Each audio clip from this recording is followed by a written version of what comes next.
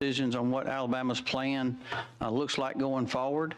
And we certainly, I just want you to know that you contributed to that, and we appreciate that. I certainly hope all the commissioners received my email, and just for the to let the public know our plan at this point after today.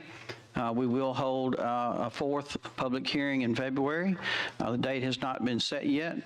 And then after that, this commission will begin to go into a series of work sessions until we complete that game plan, which is the mission of the resolution that developed this commission. So with that said, we will call on our first presenters, and if you would, just introduce yourself as you come forward. Well, the first one don't have to. Commissioner Kent Davis, you're up first.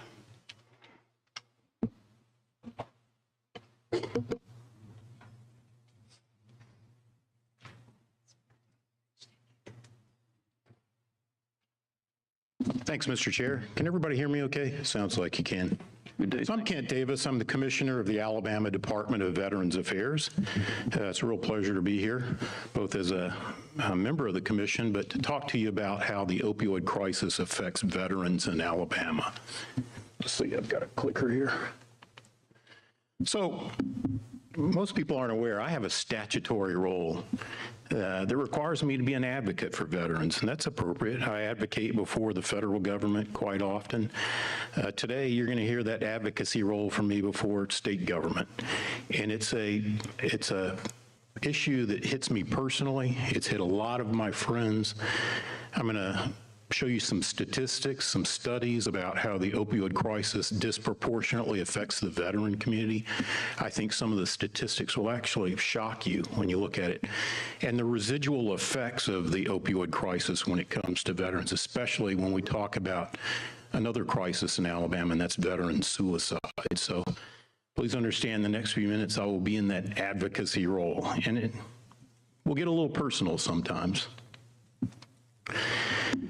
So we hear a lot in the news these days about the status of the military readiness, especially military recruiting. Had a great meeting with the Lieutenant Governor this morning. We had a conversation about this. There really is a continuum, especially in states like Alabama with a proud tradition of supporting the military. There's a continuum of military and veteran service. And this is a great quote. And I'm going to quiz if anybody knows who said this quote: "The willingness with which our young people are likely to serve in any war, no matter how justified, shall be directly proportional to how they perceive the veterans of earlier wars were treated and appreciated by their nation." Anybody want to guess? You veterans out there? George Washington said that from the earliest days in our history.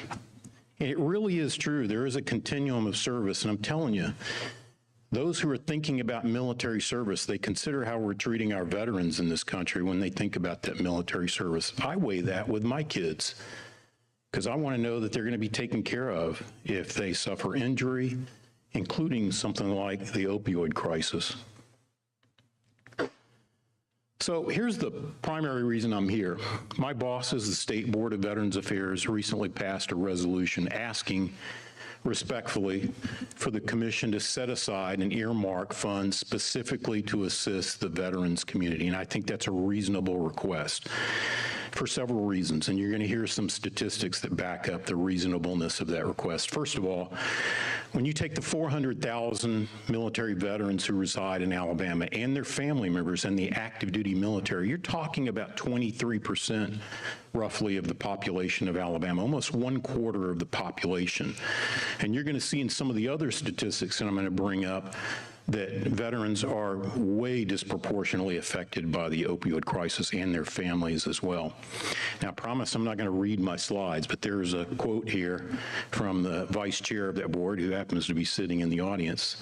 "The risk of overdose and suicide that veterans face need to be understood. Further, addressing drug overdoses in the veteran population requires a more holistic approach to addressing veteran mental health challenges. We must further address a myriad of factors that affect veterans and their families' well-being. The mass prescription of opioids significantly contributed to the problem without addressing the other issues that affected veterans. To truthfully say that Alabama is the best state in the country for veteran care and provision, we must take action to protect those who have protected us. And that's the theme that I'm going to talk about in the next few minutes. So there are some unique factors that veterans face. They are different from the general population, and those unique factors lead to some of the special mental health issues, including the opioid crisis that we see. Some of these you know from the news: service-related physical injuries, chronic pain, especially neck and back pain. And I got to tell you, I served in Afghanistan in 2012. I was 49 years old. You carry around 60 to 80 pounds of combat gear all day long. You're going to have some long-term health effects from that. The mental health effects directly from military service. Everyone's pretty much familiar with post-traumatic stress, but there are other mental health disorders directly linked to military service. Unpleasant topic: military sexual trauma. Just the simple transition to civilian life from the military can cause some of those mental health issues. The stigma. A lot of us who served in uniform, frankly, we think we're big boys and girls and we don't need any help from elsewhere.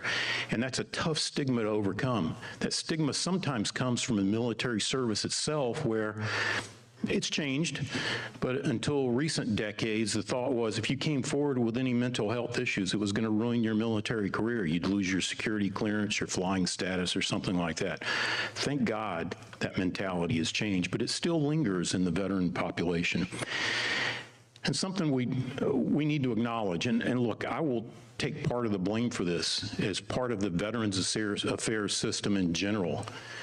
Our treatment for veterans with chronic pain and mental health issues too often was handing them a bottle of pills and saying, here's your solution. And as a result, we've gotten a lot of veterans hooked on opioids as a result of that. So I'm not going to read these, but lots of studies out there that show the disproportionate effect of opioids on the veteran community. The Defense Health Agency, which is a component of the U.S. Department of Defense, it combines all of the health agencies of the individual military services. Research indicates that veterans die from opioid overdoses at roughly twice the rate of the general population. That's a pretty stark statistic there. Now, the mortality rates, there are a lot of studies out there. I've seen everything from about 50% to close to 100% increase. Here's one from the Defense Health Agency that says from 2010 to 2019, the rate of drug overdose mortality amongst veterans increased by 93.4% for overdoses involving opioids. We clearly are on a bad trend when it comes to veterans and opioids in the country, and especially here in Alabama, I will say. U.S. Congress has gotten involved, and I promise I'm bipartisan in the quotes I have, but Congress has started to look at this. This is just one quote from Senator Joe Manchin talking about service members returning from overseas and getting addicted to opioids sometimes by prescription, and it's a real problem. The Annals of Medicine, an online medical journal. U.S. military veterans have been heavily impacted by the opioid overdose crisis, with drug overdose mortality rates increasing by 53% from 2010 to 2019. And this is important: a thorough understanding of opioid-related overdose amongst veterans, one that goes beyond simple pharmacological determinism, must examine the interplay of pain treatment, and stress, as well as psychological and social experiences before, during, and after military service. Interventions that are delivered by peers, and this is a key point that I was just talking to several people about. Interventions that are delivered by peers, individuals who share key experiential or socio-demographic characteristics with the population being served, may be ideally suited to address many of the barriers to opioid-related risk mitigation common among veterans. We already have great models. I was just talking with several people about the veteran treatment courts in the state, which use a peer-to-peer counseling system. Phenomenal results with that, and that's the key in mental health as well, that peer-to-peer counseling. U.S. Department of Veterans Affairs, veterans are twice as likely to die from an accidental opioid overdose compared to the general population. Stark statistic. The Journal of the American Medical Association talks about the prevalence of chronic pain amongst veterans.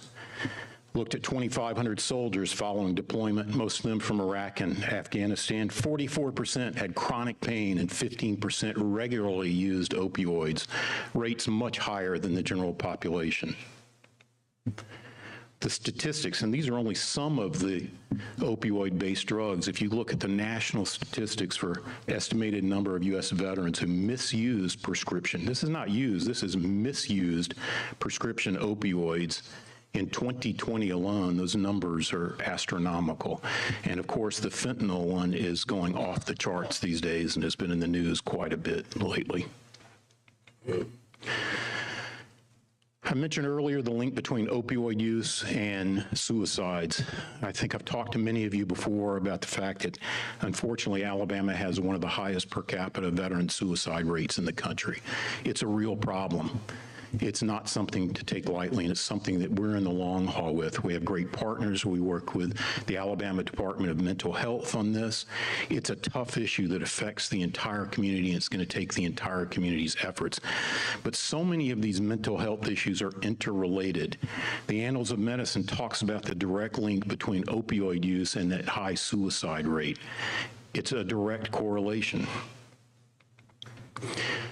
We know in Alabama there is a direct correlation. When you do an overlay of opioid use and overdoses versus the suicide maps in the state, we worked with the University of Alabama on a statistical analysis, pretty close correlation in many of the population centers in Alabama. And that's backed up with statistics from both DOD and the state of Alabama. So there's a direct link between opioid use and losing lives of veterans in this state to suicide. Veterans are at special risk in this state for suicide, and the statistics in Alabama are really troubling. More than twice as likely to die by suicide in this state than a member of the general population. We see certain demographics are especially vulnerable to the risk of suicide. We still see it in Vietnam veterans, but the fastest growing rate is amongst Iraq and Afghanistan veterans. Those invisible wounds of war are now starting to catch up with those veterans. For women veterans, it's even higher a risk of suicide. And a difficult topic to address. We're trying to address it effectively. Not a Second Amendment issue. It's a firearm safety and mental health issue.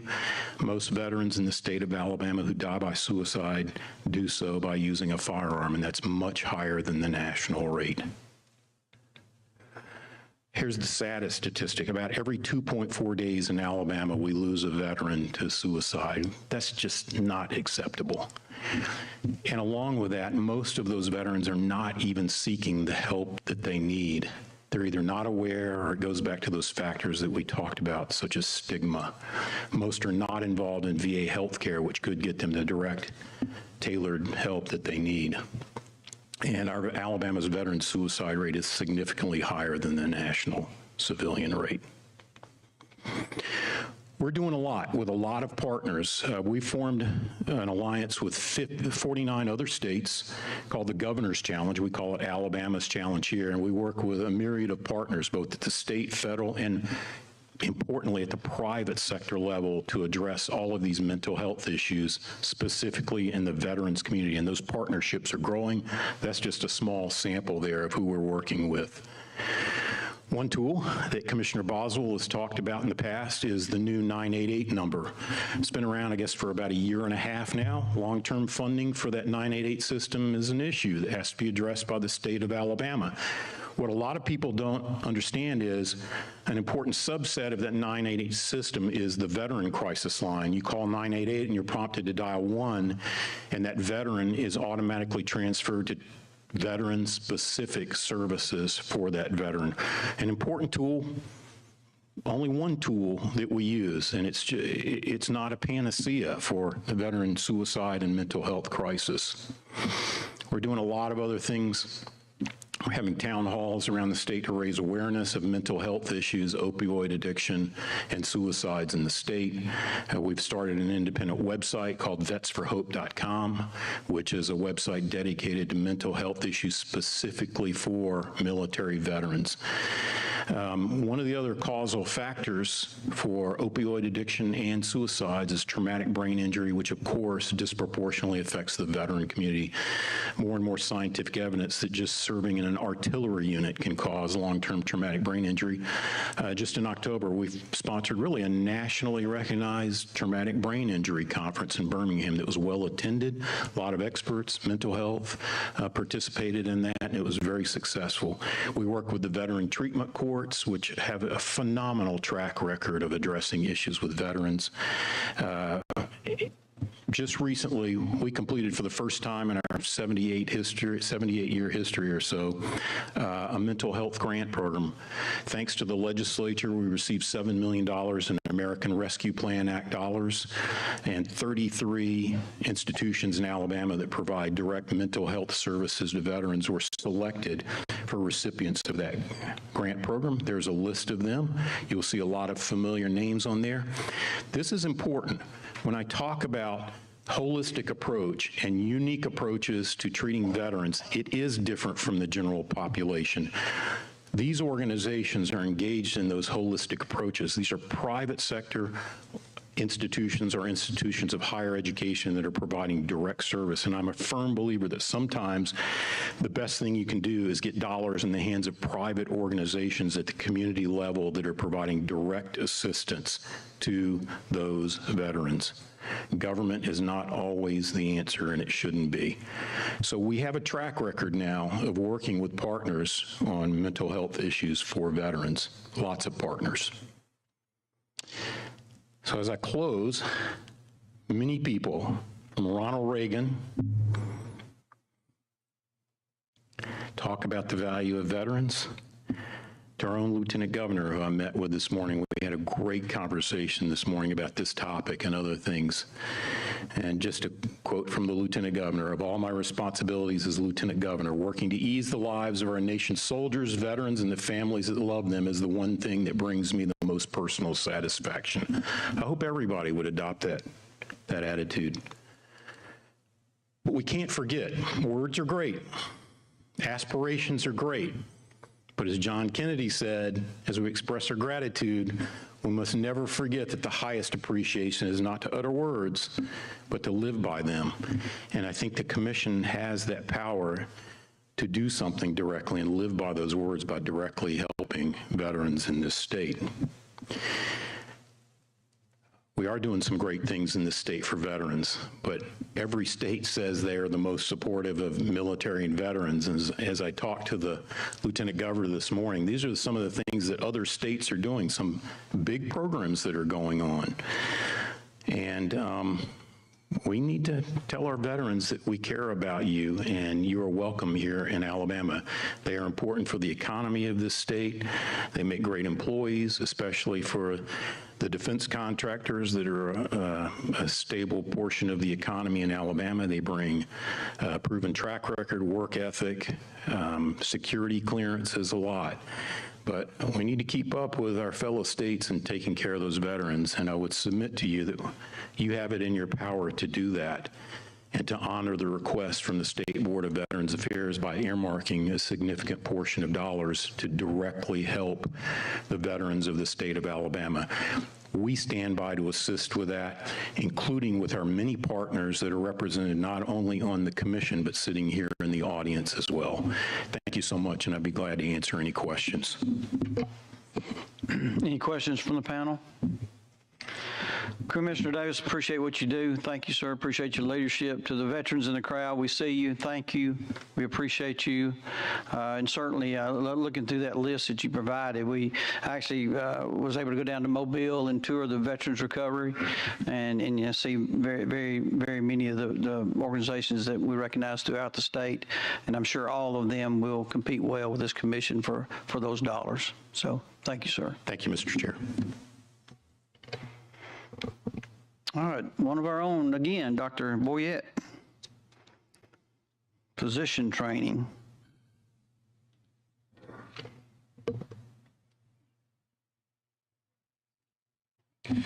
Thank you, Mr. Chairman. I want to introduce myself to you. My name is Brent Boyette. I am a physician from Hamilton, Alabama. I grew up in Sulligent, Alabama, a small town in rural Lamar County. I went to college at Birmingham Southern College in Birmingham and went straight to dental school at UAB, University of Alabama at Birmingham. Spent 4 years studying dentistry, was really attracted to the medical side of dentistry, anesthesia, biochemistry, those kinds of things. And so I finished dental school one spring and started osteopathic medical school in Kansas City, Missouri that fall. Spent 4 years out in Kansas City studying osteopathic medicine. I did a residency through the University of Mississippi, and then I moved back to Northwest Alabama, right close to the area that I was raised, up a town called Hamilton, Alabama. And I joined my brother, who was also a physician and a lifelong family friend from Sulligent, Alabama, who had also trained in medicine. And we had a 3-doctor practice. I practiced both primary care medicine and general dentistry with a focus in oral surgery and anesthesia, an area which I was trained in. But after 16 years post-high school education, formal education, I was not prepared for what I came back to when I moved back to Alabama after training out of state in Mississippi and Missouri. And so I'm going to tell you a little bit about that and why this has become the focus of my practice, the focus of my career. Because what I have seen, misinformation due to my community, the community I grew up in, the community I pledged to myself I was going to go back to serve. So the enemy here is ignorance. And I'm going to tell you, I am very proud to be a dentist, and I am very proud to be a physician. But sadly, I have to tell you that my professions contributed significantly to this problem. Not intentionally, but out of ignorance. And we remain ignorant in the science that tells us how to treat and how to approach chronic pain and addiction, and yet we are still living in the 20th century. So I'm going to unpack a little bit of the science that the state of Alabama needs to get on board with. Dentists, physicians, pharmacists, we need to be brought into the 21st century of pain management and addiction treatment. So let's talk a little bit about this. I'm going to talk to you a little bit about the medical ethics and the science of opioids in the state of Alabama. This is just something I wanted to say, and this is to all practitioners out there. Perhaps there is not a more complex or more important ethical dilemma facing the medical profession than our responsibility as the arbiters of chemical contentment, chemical pleasure. And let's just call it that, because that's what we're talking about. Dopaminergic rewarding substances that activate the nucleus accumbens, you could just call it dope if you like. But these are things that alter our consciousness to affect our hedonic tone. And these are important, and sadly, physicians and dentists and people with controlled substance prescribing don't have enough education in this field of neuroscience. Let's talk a little bit about medical ethics. There are 4 basic values of medical ethics that a doctor and a physician should adhere to. Number 1 is autonomy, and this has become a source of great discussion in recent years. Autonomy is basically that the patient has a say in their own health care, and they do. To be clear, I cannot force a treatment on you that you feel is inappropriate. But there is authoritarianism. Certain treatments, certain therapies are so dangerous and complex that the state of Alabama has collectively said that it must, that in order to move forward with that treatment, it requires unanimous agreement between a patient whose body and life will be affected and a licensed professional recognized by the state of Alabama as being qualified to help make that decision.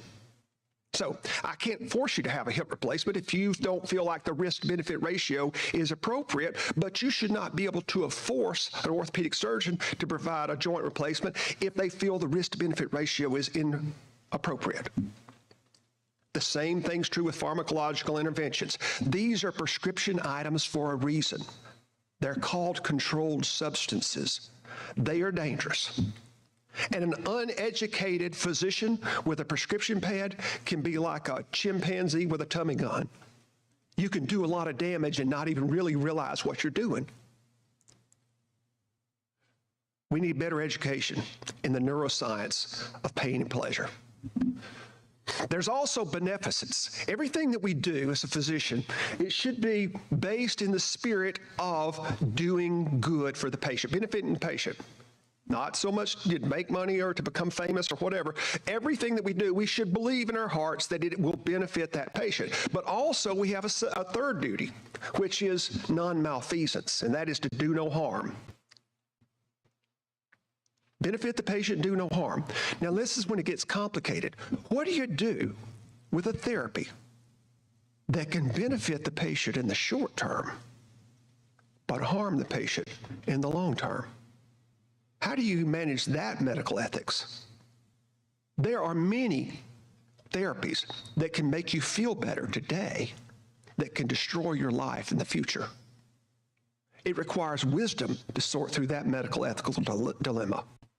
And the foundation of wisdom has to be based on data and science. So,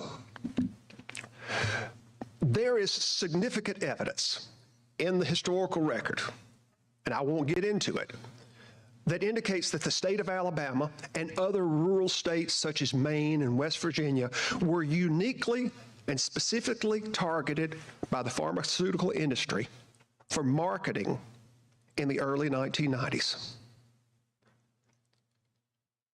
State, county medical societies were often funded by the pharmaceutical industry, and what was taught was influenced by that financial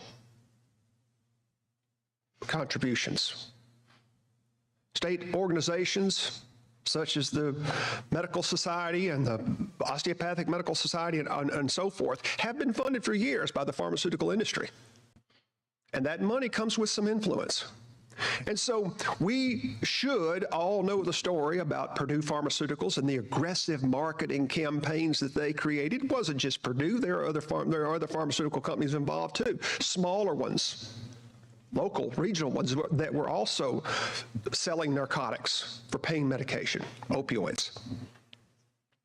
But the data, and I've got all my references here, and you're welcome to them. I've got them there, and you've got them in copies. But the data does indicate that Alabama, Maine, West Virginia, Tennessee were uniquely targeted in the early era of the aggressive pain lobby. The American Pain Society, which was almost 100% funded by the pharmaceutical industry, began to develop concepts, and these are described in some of these articles that I'm looking at here that you can see and you can look up here. Purdue Pharmaceuticals, between 1996 and 2002, funded more than 20,000 pain-related education programs in the United States of America, where doctors were sat down and lectured to by experts about how we were undertreating pain in the United States. That's when pain became the fifth vital sign. That's when metrics were being, or quality metrics were being paid to hospitals all across the United States. Insurance companies and even the federal government said, we're no longer going to pay hospitals and doctors just to take care of patients. We're going to pay them based on quality metrics. So how do you measure quality? Well, a couple of those things were pain scores and patient satisfaction scores. The American Pain Society lobbied and educated the medical healthcare system to create the syndrome or the concept that pain was the fifth vital sign. Hospitals and physicians were reimbursed based on quality metrics. So if Dr. A was able to get your pain from a 10 to a 2, and Dr. B was only able to get your pain from a 10 to a 5, Dr. A was graded as being the better doctor. He or she was entitled, in some cases, to greater financial reimbursements. So in hospital boardrooms all across America in the 1990s, physicians and administrators were saying, how can we get our pain scores down and our patient satisfaction scores up? And as a result, we begin to see prescribing change over time. The pharmaceutical industry came up with bizarre and previously unheard of concepts like pseudo-addiction. Pseudo-addiction was told to doctors by supposed experts funded by the pharmaceutical industry that pseudo-addiction was drug-seeking behavior caused by the undertreatment of pain. That's a pseudo-concept. I've dedicated my career to studying addiction. That's addiction. At the root of addiction, there's always pain, physical or emotional, but there's always discontentment that we're treating. So there's nothing pseudo about that. That's just addiction. But we were taught in the 1990s that the treatment for pseudo-addiction was just higher doses of opioids. Just keep going. There is no limit to the amount of opioids that a person can take, we were told. Doctors were berated and degraded when they expressed legitimate concerns about opioid prescribing. We were branded opiophobes. Opiophobia was the phenomenon in which exaggerated concerns about the risk associated with opioids would prevent appropriate treatment. And as a result of this multi-million-dollar campaign, doctors all across the nation began to prescribe more and more and more opioids through the 1990s, all the way through the turn of the century and into the first part of the century. Oxycodone, hydrocodone, all opioids, to the point that about 10 years later, we begin to see the consequences of this. Opioid overdose deaths.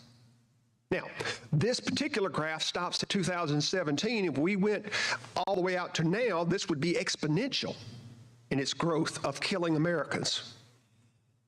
But it's important to acknowledge that we, the medical community, got this situation started by accepting misinformation. By 2011, the World Health Organization issued a report that said that the United States of America makes up only about 4.5% of the world's population, and yet in 2011, American doctors prescribed over 80% of the global supply of prescription opioid pain relievers and 99% of the global supply of hydrocodone, the active ingredient in Vicodin, Lortab, and Norco.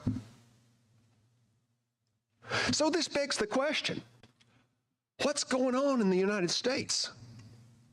This is a CDC report from 2011 that showed that unlike opioid epidemics of the 1960s and the turn of the last century, the most likely decade of your life to die of an opioid overdose was the 45 to 55-year-old age range. Not the 20-somethings and the teenagers of previous drug epidemics. These were the patriarchs and matriarchs of families. These were the people that were supposed to be the mothers, the fathers, the grandfathers, the grandmothers. These were supposed to be the leaders of society, the leaders of the workforce. And yet we, the medical community, was rendering these patients, in many cases, so chemically dysfunctional that they couldn't take care of their own children. They couldn't hold down a job because comfort was the metric of a good doctor. That's what they told us. Whoever can provide the most comfort is the better doctor. 2011 CDC data, not only was it the 45 to 55-year-old age range that was dying of drug overdose more, but at that time in 2011, you were more likely to die of a prescription drug overdose than you were of an illegal drug overdose. it would be accurate to say that American doctors were killing more Americans than American drug dealers in 2011. That has changed. Doctors have beginning to get the message about the harmful consequences of these drugs used long term, and prescribing has fallen nationally, and it's fallen in the state of Alabama. And fentanyl, cheap, affordable fentanyl, has been happy to go and fill in the void. So today, certainly, street drugs kill more Americans than pharmaceuticals do, but in 2011, the data speaks for itself. When the CDC began to look where these drugs were going, they found that there was not an equal distribution in the United States, that while the United States used far more of these drugs than any other nation on earth, it was the Appalachian region of the U.S. that prescribed far more pain pills than the East Coast, the Midwest, or the West Coast. Reporters and people who wrote about on these issues began to coin phrases to describe our culture as the Appalachian Pillbilly region. OxyContin became known as hillbilly heroin. And sharing, selling, and trading prescription pain pills and benzodiazepines became like a currency of value. Not only was it the Appalachian region, but when the CDC broke down opioid prescribing per capita by state, guess which state ranked number one for per capita opioid prescribing? The United States is far and away the number one in the world, and Alabama is number one in the United States. Tennessee is a very close second. I told you that there's evidence that exists that the pharmaceutical industry started early on marketing to rural states such as Maine and Alabama and West Virginia in this campaign to influence the medical profession that addiction was not a major concern with prescription pain pills. Alabama sits uniquely in that position, even today. The United States peaked its prescribing of opioids around 2015, and that's about when they peaked in the state of Alabama. But even today, I believe I'm correct in saying that we still lead the nation in per capita opioid prescribing. In 2018, Harvard University did a study that looked at opioid prescribing by United States congressional district. And what it found was that 27 of the 30 most used congressional districts for per capita opioid prescribing was in the South. And the number one congressional district in the United States for opioid prescribing per capita was Alabama Congressional District number 4, Robert Aderholt's district, my district, these people from Hamilton, their district. Good families were changed and damaged forever. People died. Our workforce disappeared. That's what I was seeing when I was practicing, when I came back to Northwest Alabama. That's the reason I'm here before you today. I've seen the devastating effects this can happen on a community, on the public health, and it's due to ignorance.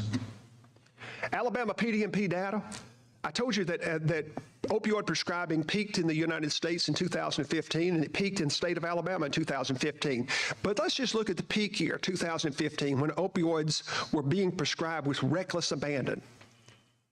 Alabama doctors, this is Alabama PDMP data, Alabama doctors in 2015 prescribed almost 6 million prescriptions for opioid pain relievers, almost 400 million prescription opioid pain pills went to Alabama citizens from Alabama prescribers. And in 2015, over 5 billion with a B morphine milligram equivalents of opioids went into our communities. I can well remember being on the second floor at the University of Alabama when I was a junior in dental school, and one of the oral maxillofacial surgeons that was highly educated and very intelligent came in and lectured to us on postoperative pain management.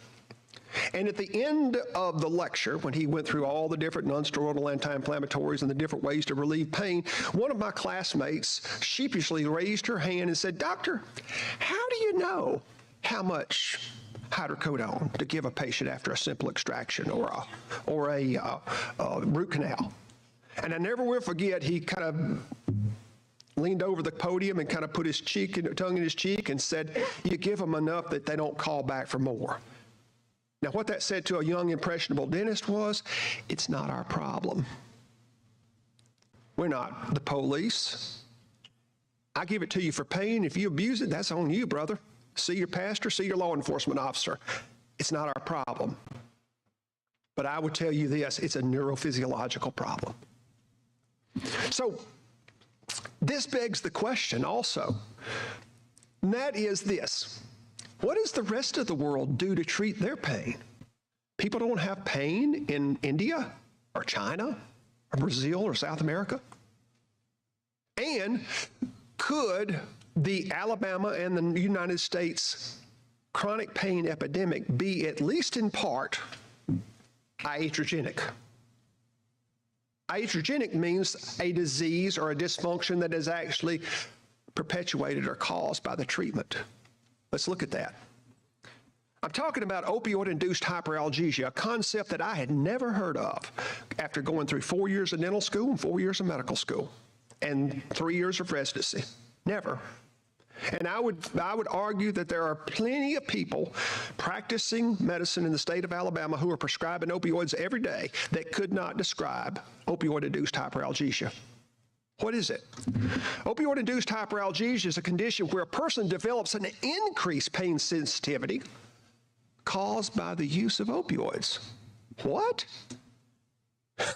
You're going to give me a drug to treat my pain, and it's going to make my pain worse? Yes, we are. Who signs up for that? And yet pill mills throughout the United States are lined up with people. You got to understand that pain and pleasure are essential to life. The only pain-free state you and I will ever achieve is death.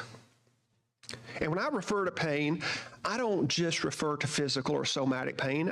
It's pain. Physical pain, backaches, headaches, but it's also emotional pain: fear, anxiety, sadness, depression, guilt, shame, anger, irritability, loneliness. Anytime you crave a condition that you do not have, you're in pain. On the other end of the spectrum, there's pleasure. Think of that as perfect contentment. And it drives our footsteps in everything that we do. You see, addiction medicine is a fairly new and emerging field, and there's a big, long ASAM definition for what is addiction medicine. Here's my definition for addiction medicine.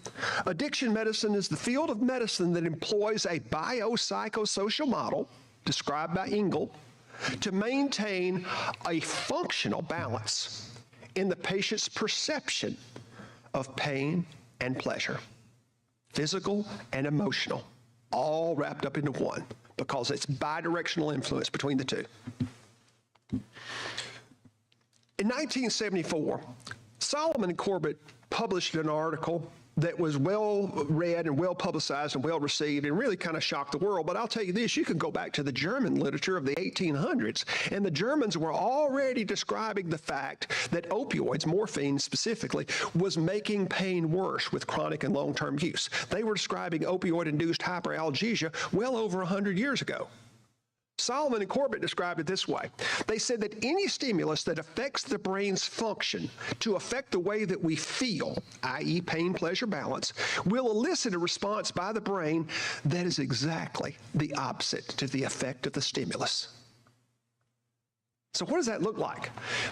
Well, in the beginning, when we take a drug that takes our hedonic tone from homeostatic balance to pleasure, that's called the A process.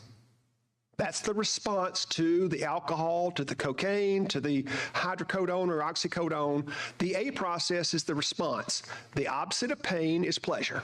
And so when we swallow oxycodone, we get a deflection away from pain and toward contentment. That's called the A process. That peaks and then levels off, and then once the morphine molecules begin to dissociate from the receptors, we get a rebound effect. It's called the B process. For every A process, there's a B process. With acute use in the beginning, the A process is very powerful and the B process is very weak. But with chronic and repetitive use, the A process gets blunted and the B process gets more and more pronounced. For every action, there's an equal and opposite reaction. And when you build these actions up, when we build up pleasure through the magic of neuronal adaptation, and the fact that the brain is a homeostatic mechanism that will always try to resist imbalance, the brain will oppose it with a B process. And when you stack these things up on top of each other with the repetitive use, the feeling, the symptoms become like a roller coaster ride of emotions and feeling. It's very common for patients with substance use disorders to be misdiagnosed as having a bipolar disorder. Why? The symptoms look the same. It's a cyclical mood that does not correlate well with the circumstances that surrounds the patient's life. In other words, they feel fantastic when they don't have a reason to feel fantastic, or they feel miserable because they don't have a reason to feel miserable. The deal is this: once the brain adapts to a dopaminergic rewarding substance, the situation or the circumstances of a person's life don't matter nearly as much as the chemical content of the blood as it courses through the brain's nucleus accumbens, the brain's pleasure center. So over time, this becomes a roller coaster ride that goes downhill in the sense that the highs are not as rewarding or comforting as they were in the beginning, but the lows become progressively more and more physically and emotionally painful. So what happens in the disease of addiction is that over time, the receptors that receive the feel-good ligands that God has given us, like beta endorphin, to help offset times of trauma, we become resistant to that because we hijack those receptors with external chemicals, plant alkaloids. And as a result, those receptors get damaged and downregulated. As a result, we develop pleasure deafness, anhedonia, discontentment. And the only thing that can treat that is just more drug, more kratom, more tianeptine, more alcohol, more cannabis, more oxycodone, more hydrocodone. Here's a little bit of evidence. There's plenty of studies that I could show you, both animal model studies and human studies that demonstrate this. With human studies, they use ice bucket tests and shock things and so forth. In animals, they use tail flick test. This is one done in Strasbourg, France, a number of years ago that was the assessment of morphine-induced hyperalgesia and analgesic tolerance in mice using thermal and mechanical nociceptive techniques. What does that mean? Researchers took little rats, and they handled the rats for about a week or so they didn't get stressed out by being handled. And then they measured the little mouse's pain tolerance. They did it two ways. They first stuck the little mouse's tail into a vat of hot water, about 45 degrees centigrade, hot enough to hurt, but not hot enough to destroy the tissue. And they measured how long the little mouse could leave their tail in the hot water before they became emotionally agitated and began to squeal. It's called squeal test. Second way they did it is took the little mouse's tail and stuck it into a vise specially designed for a mouse tail, and they slowly clamped down and applied pressure to the mouse's tail and recorded the amount of pressure in terms of grams that the little mouse could stand before it began to squeal and become emotionally dramatic or agitated. Squeal test. And then they randomized the mice. One group of mice got a shot of morphine each day. The other group of mice got a shot of saline, salt water, placebo. The mice, or the researchers didn't know which mice were getting what, and the mice didn't know. They were blind mice. And this is what they found. In the minutes that followed the morphine injection, the mice who received morphine are able to leave their tails in the hot water a lot longer than the mice who received salt water, placebo. No surprise there. Morphine raises pain thresholds. Morphine raises salience. But look what happens when the morphine begins to wear off. When the morphine molecules begin to disassociate from the opioid receptors and on the neurons, you get a rebound effect. There's your A process. There's your B process. They did it every day for 7 consecutive days. And on day 7, look what happens to the A process. It is diminished. It's there. The mice are getting a little bit of pain relief from the morphine, but it doesn't last nearly as long. It's not nearly as powerful as it was on the first day. And the B process becomes progressively bigger. This is the wussification of a mouse's brain. We're actually lowering pain thresholds in these mice.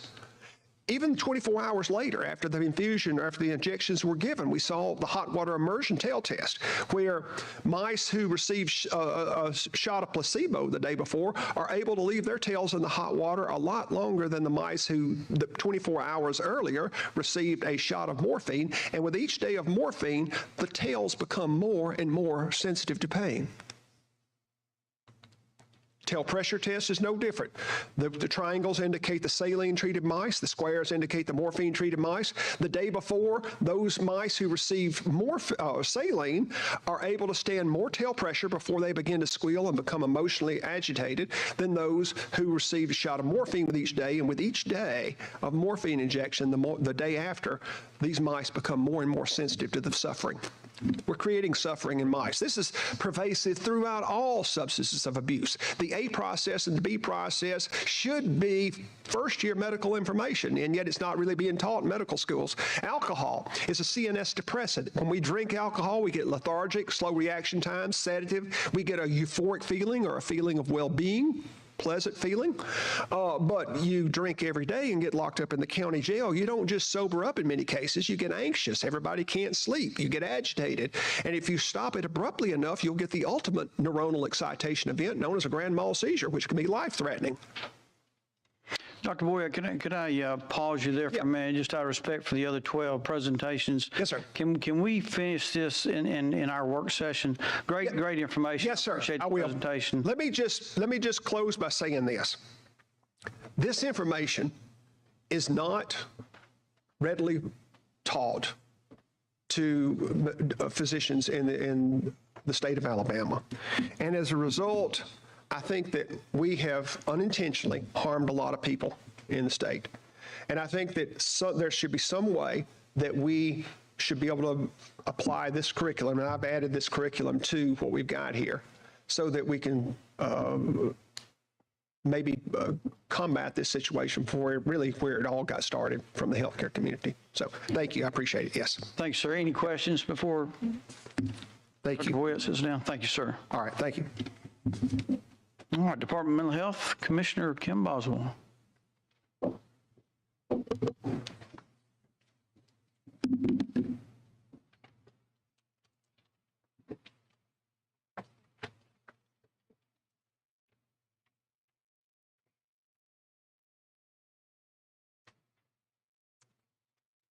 All right, good afternoon, everybody. Welcome to the folks from Hamilton. I do know where Hamilton is. I was born in Winfield. Ewan is my middle name, my maiden name, sorry. So I do know where that is. Know where Sullivan is, too. And just another connection to Admiral Davis's comments earlier. In 18 months of operation of 988, we have had over 68,000 contacts. We now know from a poll that was done a couple of weeks ago by NAMI, by the council, and by the Alliance that only 20% of Alabamians even know about 988. So 68,000 calls and only 20% of Alabamians know about 988. 23% of the calls to 988 are veterans calls. So just wanted to connect the dot to some of the things that were said earlier. So as many of you know, the Department of Mental Health was appropriated $8.5 million to allocate to services to address opioid use disorder.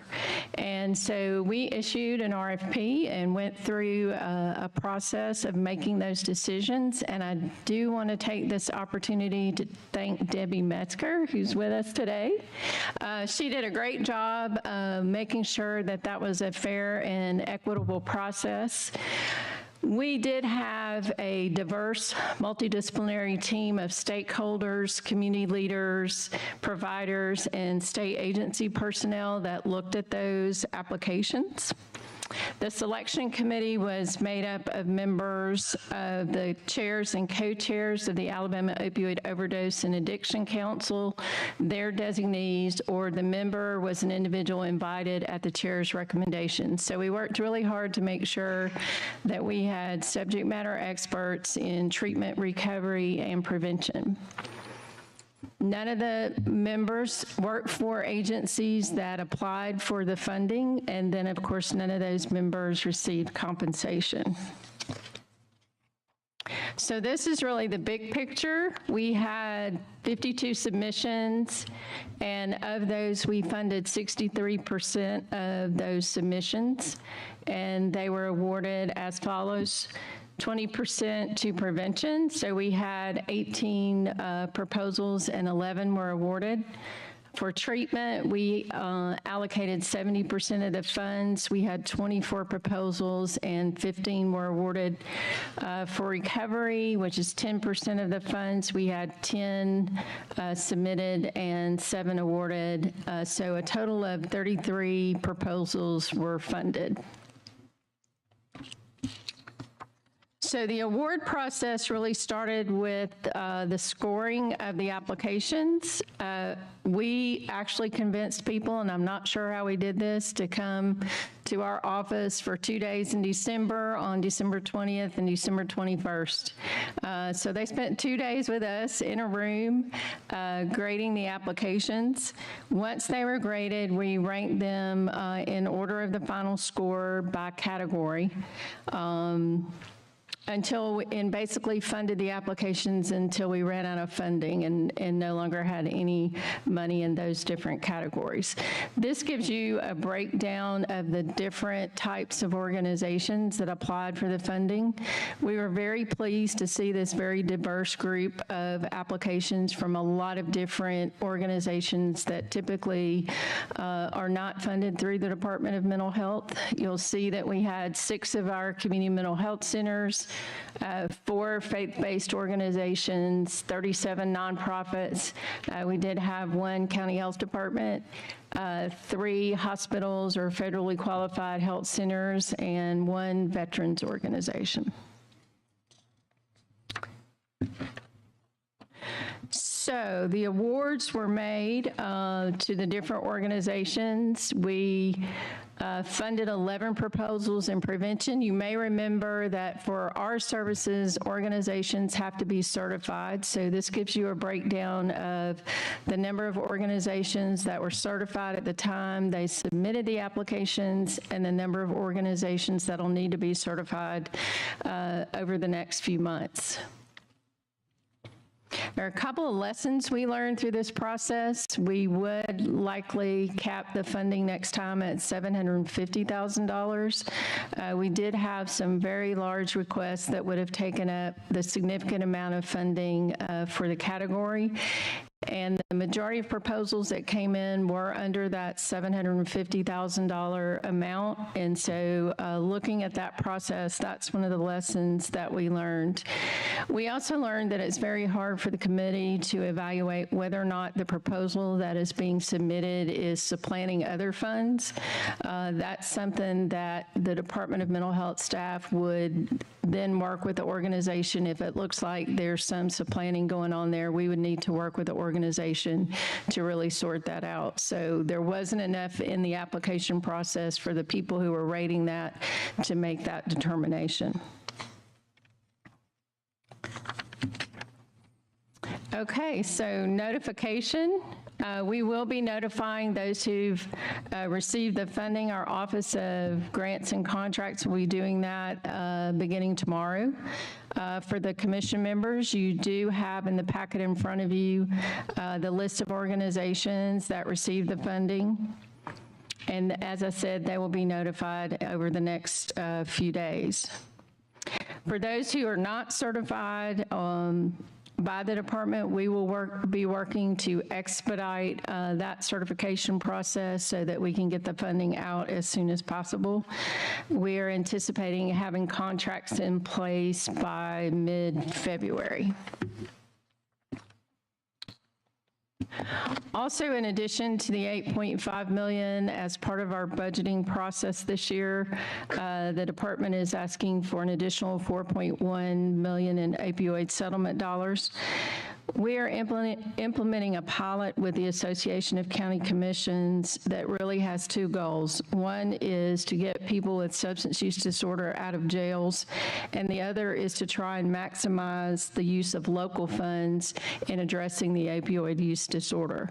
With that, in order to provide increased treatment services, we need $2 million in Medicaid state match. We actually ran out of Medicaid state match as we began to close the fiscal year because thankfully many more people are seeking medication-assisted treatment. So that's good news that people are seeking medication-assisted treatment, but in order to continue to address and be able to serve those individuals, we need $2 million in state match for those folks who are seeking medication-assisted treatment. Many of our needs assessments over the last couple of years have identified detox beds as a real issue. We've known that for a couple of years, and we've tried a lot of different ways to be able to increase the number of detox beds. We did have a couple of applications that were funded that had to do with detox beds, but we do need to be able to put some of those detox beds in other locations around the state. They are not equally distributed, and we really try to put detox beds as close to the individual as we can get them. And we really do have some pretty serious gaps in the state where there are areas of the state that it's really hard for people to seek or get detox services. And then $1.1 million in prevention and improved outcomes. There are several prevention projects that have been proven to be successful that we would really like to expand to address the prevention side of this. And so as a part of the budgeting process, then the department is asking for that $4.1 million in opioid settlement dollars. Okay, and with that, I'll be happy to answer any questions from the commission. Question, Commissioner?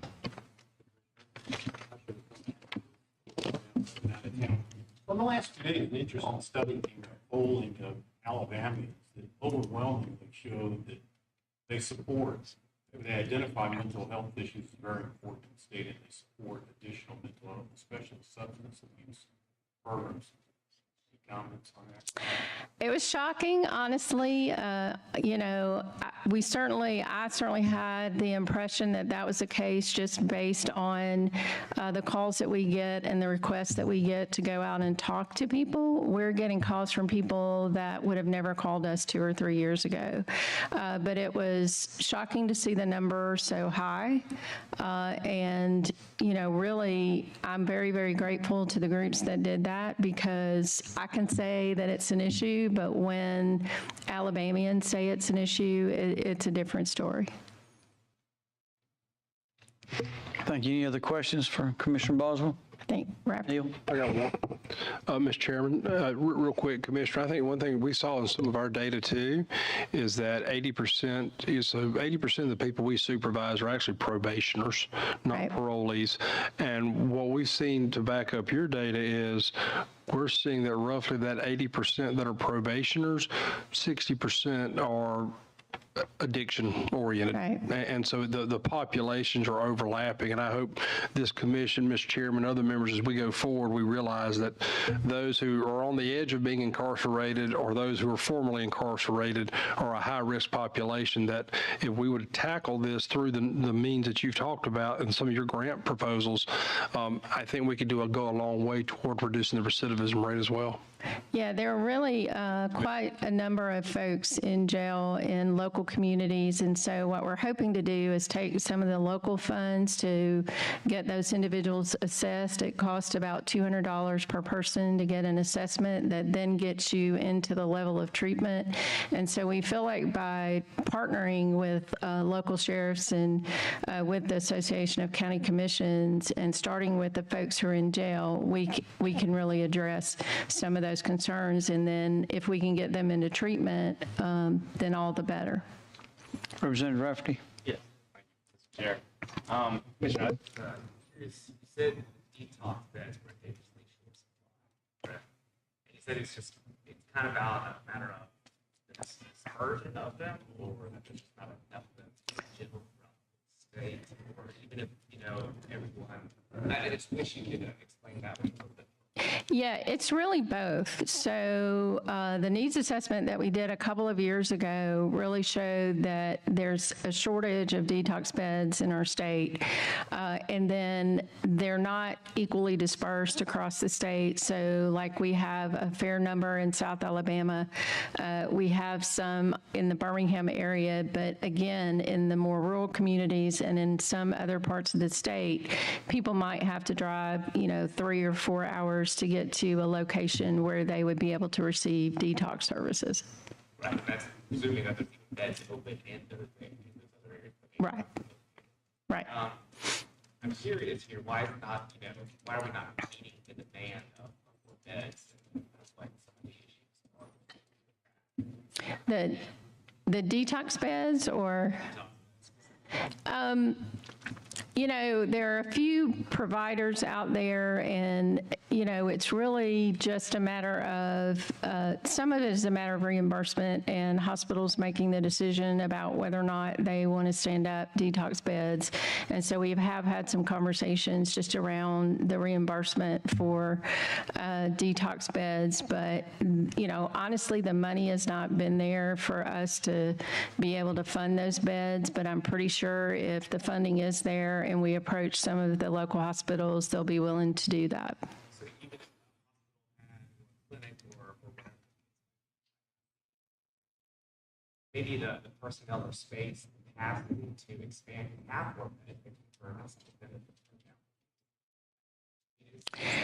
from that problem here as well. We have been turning down folks because we didn't have the funding to expand the number of detox beds. So there have been some folks who have approached us about detox beds, and there's a point at which we just basically run out of money to be able to fund detox beds.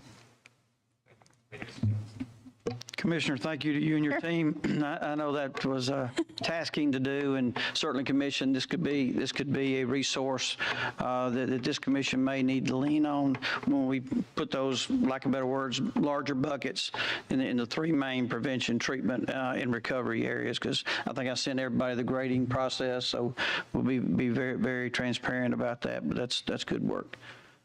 Dr. Boyette. Thank you. Addiction is a chronic disease, and the availability of detox beds is very important, but is there equal recognition of chronic disease management once the patient is detoxed? Is that something that's... An example would be, for a person to have stabilized blood sugar does not mean their diabetes is controlled. Is there a system in place by which that is recognized and chronic disease management can have a warm handoff from detox? So for us, obviously detox is just the very first step, and getting them through detox is just the first step before they go to whatever level of treatment their ASAM score says that they need. And so that's just the very first step, I would say. And there's some folks here, we attended a national meeting on opioid use disorder, and I would say we have a long way to go to get to the point to where we're really treating addiction as a chronic health issue. There is a lot more that we could be doing in terms of continuity of care, a lot of different things that we could be doing to really begin to treat addiction as a chronic health issue, just like we treat many other health conditions. And so I feel like we have a long way to go. I think that's got to be part of the conversation with the commission is, we don't want to just have people going to treatment and then nothing else happens after that. It is a recovery process. It's an up and down process. Folks may get sober for a little while, may get off of opioids for a little while and relapse. That is not the end of the world. We don't get upset with people who go on a diet to improve their health outcomes if all of a sudden they gain 5 pounds. And so it really is important for us to start thinking of addiction as a chronic health condition, because until we do, I'm not sure we're going to be able to solve the problem. Okay. Thank Thank you, Commissioner. Yeah. Okay, we're into the 10 to 15-minute presentations now. Legal Services of Alabama. Oops, sorry. Good afternoon, ladies and gentlemen. Thank you for the opportunity to make a presentation today. My name is Guy Lesko. I'm the Executive Director of LSA, or Legal Service of Alabama. Joining me today is Felicia Petway, the Director of Development. Together, we have taken, in appreciation of your 10-minute, I will provide a 2.5-minute overview of the organization. Felicia will follow with a targeted population for today's discussion. I will share with you our participation on a national level, and we will conclude the 10 minutes by our proposed partnership to engage. We are celebrating our 20th anniversary. For those unfamiliar, we are the only provider of civil legal aid in Alabama. We cover all 67 counties. Our primary funder is the Legal Service Corporation from DC. The funding is based on the poverty population. Unfortunately, the poverty population in Alabama is 20% of the total population. Therefore, we have 1 million eligible clients and very limited resources to meet all of the legal needs. So there are justice gaps. For today's discussion, too, most all of our clients are trying to survive, whether it's housing issues, whether it's food stamps, whether it's health, education, whatever. But opioid is another layer of a challenge. Legal Service of Alabama is actually, as I said, the 20th anniversary, was founded with the 3 programs previously. We were merged in 2004, and that was a result of a need to reduce any kind of administrative overhead, and therefore, as one law firm, we have an ability to meet all of the needs, or not meet all the needs, but try to through our regional offices. As you can see, we have 8 regional offices throughout the state: Anniston, Gadsden, Birmingham, Dothan, Huntsville, Mobile, Montgomery, Selma, and Tuscaloosa. What we have also created is a statewide call center. In 2022, we received close to 120,000 calls. That's unsustainable. That's just a number that we can't meet. We are the 4th in the nation in terms of LSC grantees. In 2022, we closed 16,600 cases. That, too, is an amazing number. We are endeavoring to meet the needs, and therefore we have partnered through our development team to try to get additional funding from a variety of sources. What I'm going to do right now is turn it over to Felicia and ask her to share with you some of our program and what we're doing in that case. Good afternoon, everyone. Legal Services believes that we fit best with the opioid crisis to provide recovery services.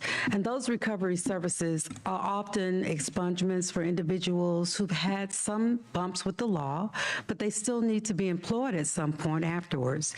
In addition, there may be some child or family issues that we feel that we can provide services with. Wage garnishments, helping people get back on their feet, which is what recovery really is. We believe that by providing legal representation to our clients, it's going to stabilize those individuals. And remember, this is free legal representation that is critical for individuals to recover from the opioid crisis. So the program description that we're talking about really addresses those needs. The targeted population is those low individuals, or those low-income individuals across the state of Alabama who have suffered from the opioid crisis. Although LSA is limited to representing low-income individuals, we're very aggressive with clinics, outreach opportunities. We provide what we consider client counsel and advice opportunities for those individuals who may not be income eligible for our services, but could benefit from the services that we have to offer. We also believe that we promote those services by partnering with other organizations, and later on I'll talk about extensively our partnerships. But however, we believe that by partnering with drug courts, which I know that over the last couple of presentations, you've heard a lot about the court system, providing flyers and brochures to individuals, working with doctor offices, our medical legal partnership by embedding attorneys within those facilities, working with veteran clinics, working with the mental health programs. We can provide that targeted population those services that are needed and address the opioid recovery process through legal services.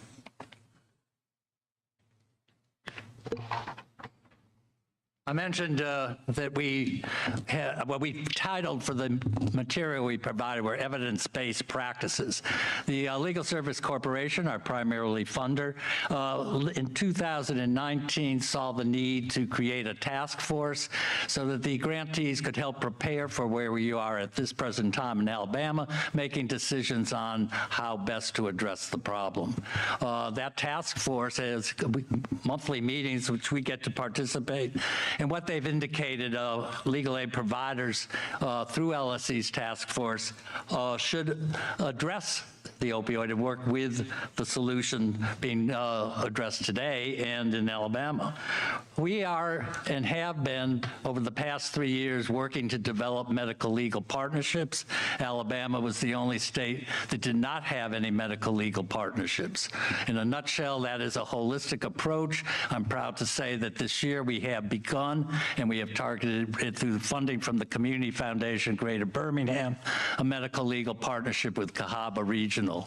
We see this as an opportunity to beta test, and we have been advised of another opportunity for Veterans Affairs from a foundation in New York that wants to partner with us to develop a medical legal in the Black Belt.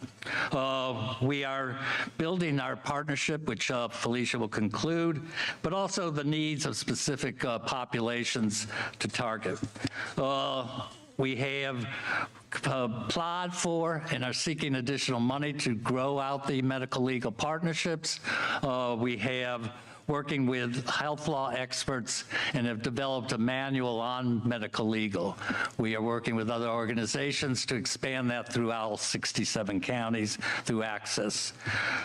We also, we're through the task force talking about working with the judiciary and law enforcement as part of our learning opportunity, and public health officials with a series of recommendations that are also identified in the packet of information we provided.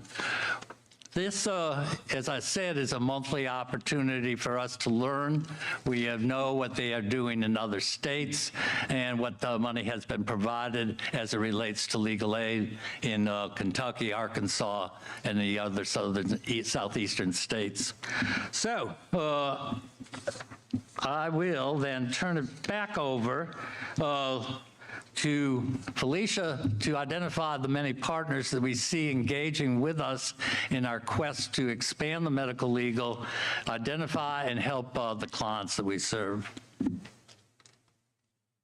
This is just a small list of the individuals that we partner with throughout the state, but we thought that it was important that you know that we currently have existing partnerships with Department of Mental Health, with the VA services. Recently, we were awarded a legal services. I saw through one of the presentations, the legal services for veterans in Georgia. We also have that in Alabama. And mental health has been so great to partner with us to provide legal services for those individuals affected by mental health issues. So we believe that through this partnership, as well as the large number of individuals that we have MOUs with existing, as well as those that we will expand, we can definitely address those opioid issues throughout the state of Alabama. And for our last few seconds, because we want to stay within 10, if we have any questions, we will definitely address those at this time. I'd also like to acknowledge our chair of the LSA board, Yvonne Saxon, is with us. The board has been instrumental in encouraging us to expand our services to make sure that we are reaching all 67 counties, and made that as a priority of the board. So we're pleased that she was able to join us today. But any questions on? Any questions from the commission? If not, thank you. Appreciate your presentation. Bradford Services is next.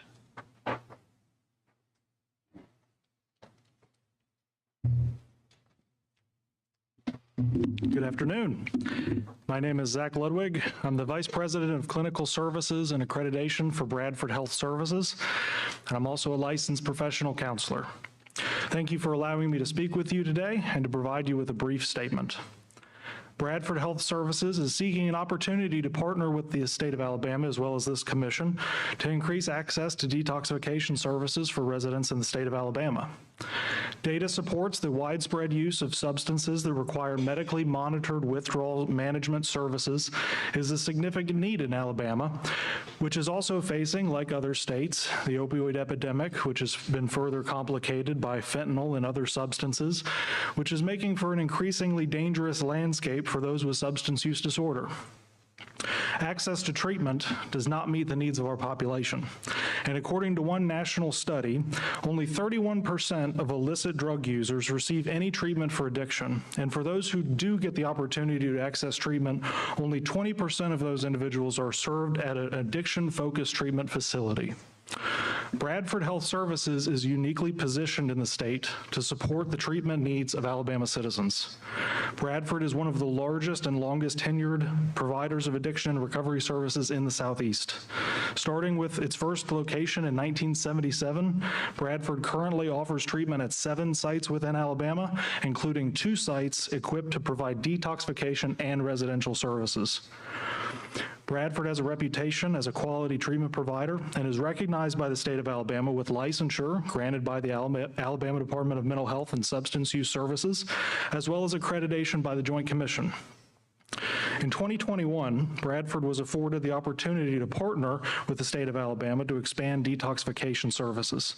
Funds from the Alabama Department of Mental Health in the form of a block grant allocated to Bradford Health Services have made a significant positive impact on the residents of Alabama who otherwise would have faced access issues to access barriers to treatment or would not have received services at all. With block grant funds from ADMH for the period of October 2022 through September 2023, Bradford provided detoxification services to 203 people, 40 of whom were intravenous drug users, a particularly high-risk population. At the conclusion of stabilization services, Bradford works with community partners for placement of patients in step-down level of services, which includes additional residential treatment, intensive outpatient treatment, and/or sober living services. Today, Bradford Health Services is delivering quality substance use disorder treatment by employing evidence-based practices at sites that are already staffed, licensed, and accredited to provide this specialty service. Our interdisciplinary teams are addressing the medical and psychological needs and providing them with the tools to live a life in recovery. Bradford Health Services is committing to partnering with the legislative as well as community stakeholders as we work to collectively address the overwhelming needs of our citizens and address substance use disorder treatment. Thank you again for the opportunity to speak with this commission today. I'll yield the remainder of my time for all of the other community partners and also take any questions you may have. Thank you. Any questions from the commission? If not, thank you, Mr. Ludwig. Appreciate your work. Vets Recover, John Kilpatrick.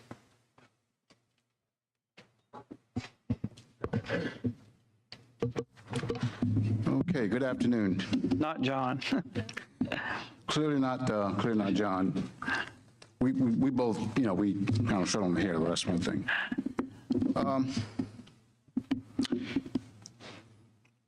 My name is Dr. Michael Raley. I'm the Chief Clinical Officer for Vets Recovery Resources. I'm a licensed psychologist. I have over 33 years of experience. Now, I know some of you are thinking, oh, he's not telling the truth. I promise you, I have my birth certificate in my bag. You'd like to see it. I have over 33 years of experience.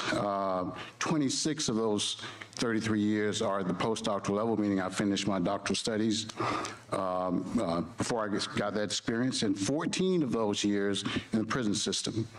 I'm also a combat veteran. I have a son who's a combat veteran. Currently, I'm in the Army Reserves. I'm the commander of a medical unit in Charlotte, North Carolina. and I'm also a clinical psychologist in the Army. Now, what I'm going to say today might be a little bit more compelling if I could also say that I'm in recovery. I'm not. I'm not in recovery, but in the past 18 months, I've lost 2 cousins to this problem. I have a daughter and a son-in-law who are law enforcement professionals, so I get what's going on. I also have a daughter who's a nurse. So this problem is not new to me. I'm new to Vest Recovery Resources, but this problem is not new to me. During the process of being recruited for this position as Chief Clinical Officer, I showed up at the small building.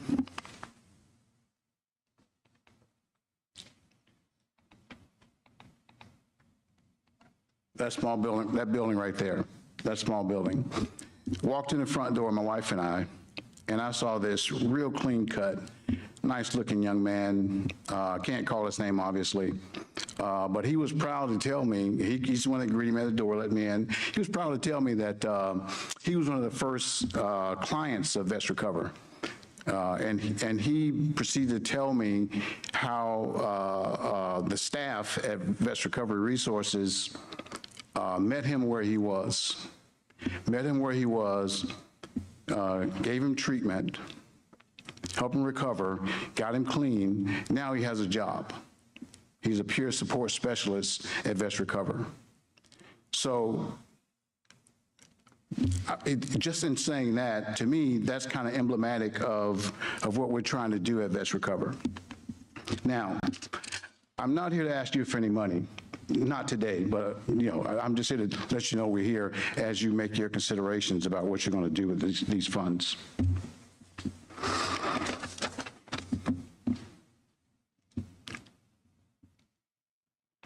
So our mission at Vest Recover is to remove barriers to care. One of the biggest problems we see with veterans are that, for whatever reason, they can't find their way to proper treatment. So we want to remove those barriers. We want to deliver quality care, and we also want to build a better community. We didn't sidestep the issue.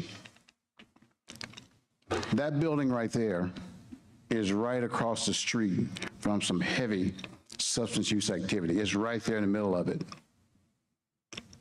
We're not running from the problem. We want to be in the middle of the problem because we believe that's the best way for us to serve. So our mission, again, is to remove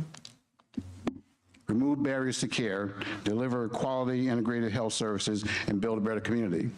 And our vision is to promote a thriving community for treatment for veterans, first responders, and their families. And we also strive to build relationships and as we recognize the uniqueness of every individual that walks through that door. They all come to us in different situations, so they don't get treated the same. And we strive to accomplish our vision, a 3-pronged approach: inpatient programs, outpatient programs, and community integration. And this is something we are doing now. Right now, we're operating out of that small building, but hopefully real soon we'll be in this one. So our inpatient programs: detox and residential treatment program, interdisciplinary, culturally competent, trauma-informed care. And this is real important because one of the things with veterans is that they're not going to just talk to anybody. If you're not a veteran, if you haven't seen it, if you haven't dodged some IEDs, they don't want to talk to you. They do not want to talk to you.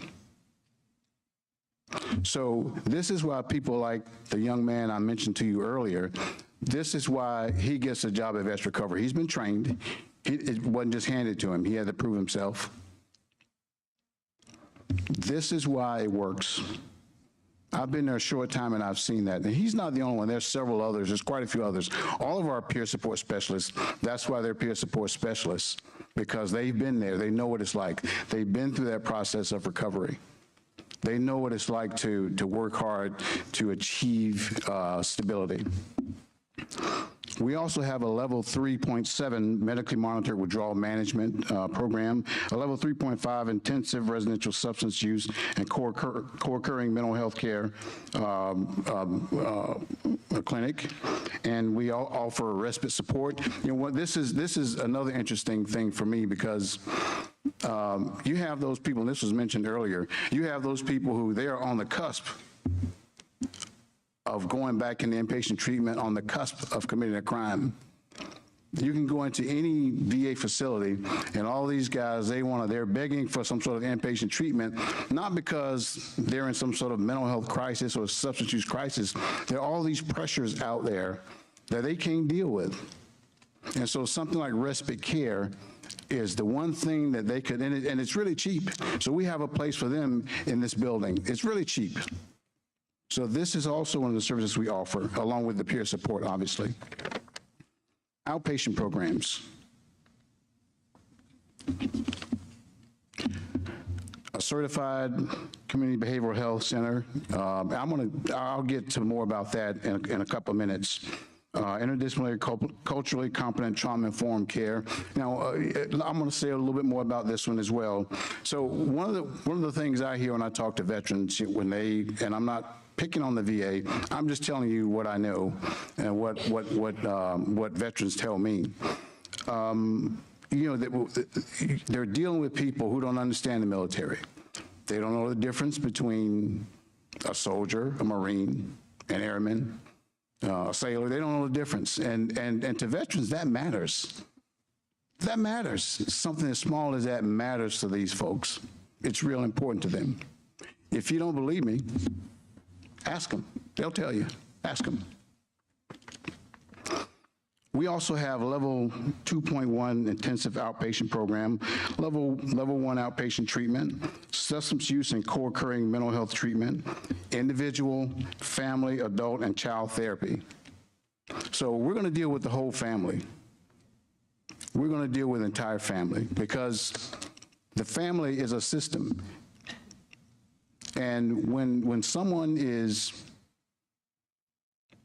dysfunctional, the family adjusts to sort of accommodate that dysfunction. There's a little bit of systems theory.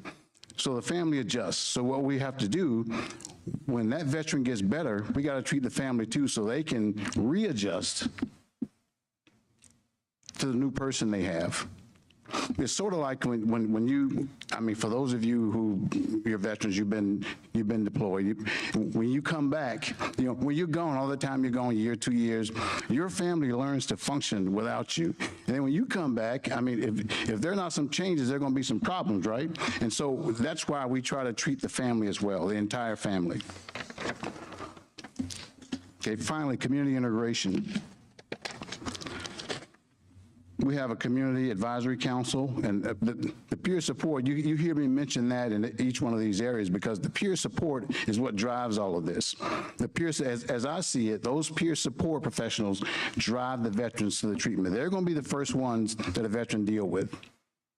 That is the ground floor, that is the grassroots of our approach. Volunteer and service opportunities. You know, we want to help these men and women become responsible citizens. We want to help them give back. Mental health first aid. You know, this is one of the interesting things that we're doing also. So we're training people to provide mental health first aid, but not only to do that, but to train other people to do it. And that's going to be real important because there's not enough licensed psychologists and other mental health professionals to go around. So we got to get this to everybody. So that's what we're going to be doing at Vets Recovery Resources. And I hate to keep going back to this. I guess I really like this building. There's a lot of history in it. I won't get into it right now, but in one of the rooms in this building, it's going to be like a community room. Community entities will be able to come use the facility, but more importantly, mental health first aid is going to be offered in this building. And then community education and program development. Now let me talk a little bit about some of our accomplishments. And this is the thing I wanted to get to about CCBH. So we're the first to implement the certified community behavioral health model in Alabama, and I saw this email. I'm going to be honest. When they were telling me this, I said, "Well, let me see it. I want to see it in writing." I saw it in writing. It exists. Best Recovery Resources met the standards. That's pretty difficult to do. Provided evidence-based clinical services to over 2,000 people. Well, it's gone up since this presentation was developed. Engaged over 7,000 community members through outreach and engagement annually. Guess I'm talking ahead of my slides. We've also developed a highly functional, integrated clinical team of psychiatrists, psychologists, social workers, physician's assistants, nurse practitioners, social workers, peer support specialists, and other healthcare professionals. We've obtained, there was a lot of talk earlier about these detox beds and all this. We've obtained a certificate of need for a building at 34-bed, level 3.70 detox facility, level 2.5, I mentioned we had that earlier. So this is a residential treatment facility that it's getting ready to open up. I mean, we're here. You know, a while back, I guess we were saying before I started, it was we're coming. We're here. Best Recovery Resources. We built a sustainable recovery community to combat opioid, suicide, and other mental health problems. Now, on one of the earlier presentations, I saw something, I saw it 2 times about prevention, treatment, and recovery. That's Best Recovery. The story I told you about the young man that I met when I was being recruited for this position, he was one of the first to go through that process. And after talking to that guy, they asked me to bring my wife with me. My wife's a nurse. They asked me to bring her with me. And so after going through everything and talking to that young man, my wife told me, "You have to take this job." And that was before never mind, I won't say that. But anyways, that was before they talked about compensation and all that. But that just goes to show you that this is a very admirable program we have here. And so again, I'm not asking you for any money today. I just want you to know that we're here. Mr. Chairman, that concludes my presentation. Dr. Ruddy, thank you. Hey, thanks, Doctor. Chairman, we got a question. Thanks, Mr. Chair. A quick clarification, but it gets back to a point that Representative Rafferty brought up earlier. First of all, just to clarify, when you were talking about the VA, you were talking about the federal VA, not the Alabama Department of Veterans. Yes, absolutely. Our veterans absolutely are required by law to be veterans themselves, so we know the difference between soldiers, sailors, Marines. Yeah, absolutely. But it brings up a good point. There's a misconception that I'd like to clear up. A lot of people think, well, mental health for veterans especially, you talked about first responders too, but for veterans, misconception is, well, that's a responsibility of the federal VA and their clinical facilities. That's not true, especially under a new federal act called the Mission Act. They refer a lot of those cases out. And it gets back to an issue that Representative Rafferty brought up earlier. There's a shortage of those referral services in Alabama for veterans. Now, like the chair, I've been down to your facility within the last few weeks, and I got to tell you, that's exactly the kind of inpatient facility that is lacking in the state for those referrals, and I just wanted to say that.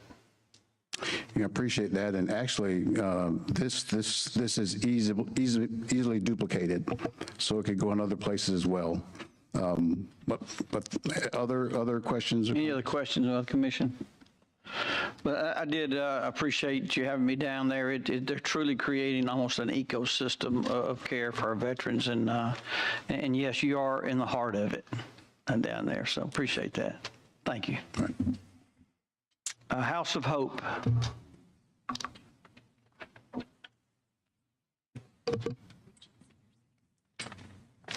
Hey, I'm Kim Kilpatrick with House of Hope. A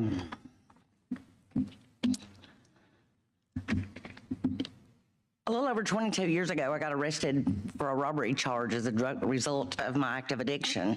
And my charges got reduced, but just to give you an idea how much I didn't know how not to use, I went through 4 probation revocation hearings. And I had a court referral officer that saw something in me that nobody else saw and pulled, and I ended up going to inpatient treatment and long-term treatment. So when I started getting the recovery thing a little bit, I realized that places for women, because both places I went to, the treatment center I went to all male after I left. And they closed the halfway house I went to down for males, which eventually ended up closing altogether. So it's like all these places that I went that I thought were good places were closed. So the options for women were getting more limited. So at that time, I started wanting to do something for women to get better. So on a wing and a prayer, we opened in 2007. Believe it or not, we survived the recession of 2008 when I didn't have a clue what I was doing except how to stay clean. Right now, we have 12 inpatient beds and we have 6 transitional housing beds. We've been blessed to work with drug court, community corrections, and actually take some parolees. And let me back up and say that I actually completed the drug court program in 2002. So that played a big part in my recovery too. I was looking at the statistics, and in 21, there was 100,000 federally documented overdose deaths. 32,000 of those were females. So, and this is like, I don't know about y'all, but our mom, like my mom still cooks Sunday meals and we all go eat. Like, you know, our moms are the nurture of our families, and our moms are falling through the cracks in active addiction, and then we're losing our kids and they're ended up in foster care and they're following the cycle. So our goal here is to break that cycle. I'm going to say that in the 17 years of doing this, no woman has ever been denied coming to House of Hope because she didn't have money. That's never been an issue here. Like, I don't think you can actually put a price tag on somebody's life. So the majority of the women, when they get here, out living here and there and being in addiction and going to jail and going to prison, it's very rare that I have a female come in with identification. So one of the first things we do is try to get an ID. I don't know if y'all have ever tried to get an ID without anything with your name on it, but it's not an easy process. For years, we used a booking sheet from the jail to get an ID. We're really blessed in our community that we are, like it's a small town, we all work together, we all collaborate, and we have some of the most amazing ladies at our DMV that I've ever met. So we see them once or twice a week, but they make the process a lot easier to get these IDs. You have to get the ID, that's $36. You have to wait on the hard copied ID to get a social, which is free if you want to wait.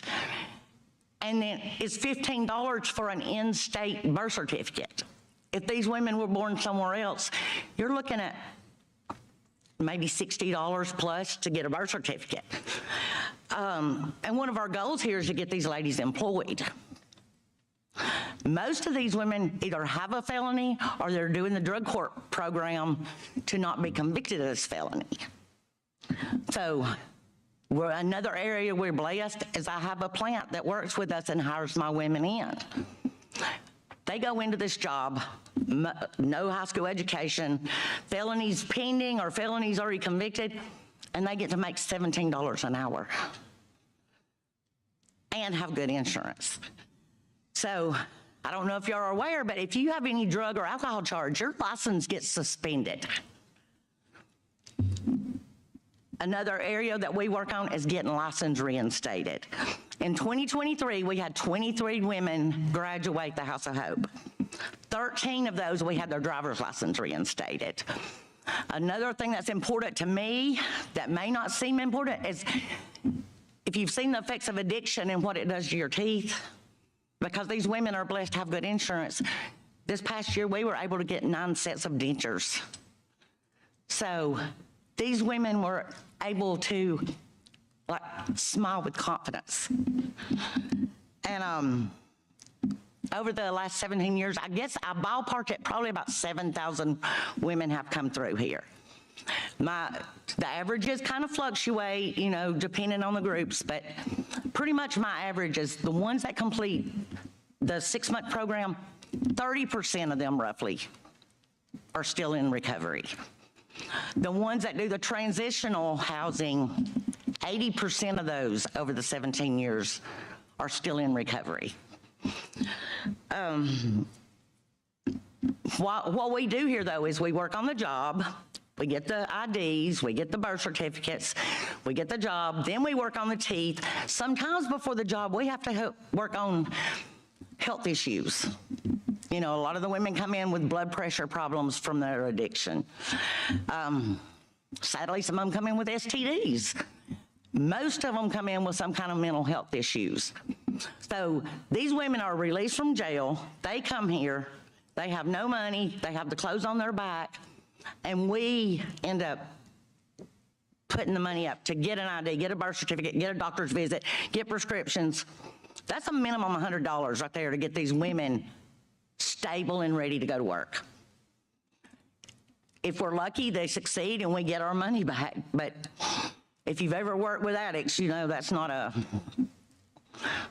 of rolling the dice a little bit. But while we're here, I want these women to leave here to be the best mom they can be when they leave here.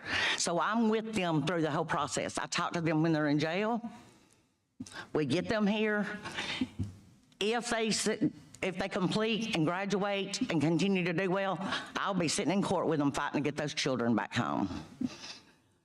And that's when they keep their jobs. And so we work, we get everything legal. They pay fines, they pay child support. I guess one of the things I love to see best is the ones that are here in September, August, September, and their kids are starting back to school. Do you know how many of these moms have never bought their children school supplies? They get to buy school supplies and school clothes for their children. That's just, that does something for me. But so we do parenting classes, we do anger management classes, we actually do a self-defense class once a month. Because a lot of these women have been in a lot of domestic violence situations. Hopefully they won't go back there, but if they do, now they'll know how to defend themselves. We're working on a budgeting class right now. A lot of my women that stay at the job where they're at, they get supervisor positions, because let me tell you, people in recovery will make the best employees if they stay clean. Just real quick, our biggest issue here lately is our house is kind of old and it's septic tank. We're out of the city limits. This may be too much information, but women that live together get on the same cycle. If you have women in your house and have a septic tank, that's a nightmare, just by itself. So one of my biggest things I would like to do is get us an updated septic system, because the house was probably built in about 1990. Another thing that we struggle with is vehicle issues. Like we live paycheck to paycheck here, and I would like to have some decent vehicles, because the women can't have vehicles here, which we're trying to get licensed.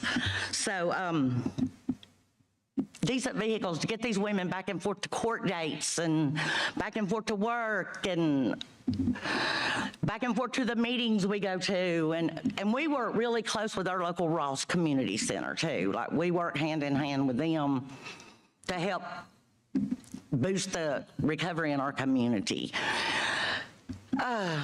Ms. Kilburn, where are you based out of? Did I miss that? I couldn't see it in your packet. No, I didn't put that. I'm sorry.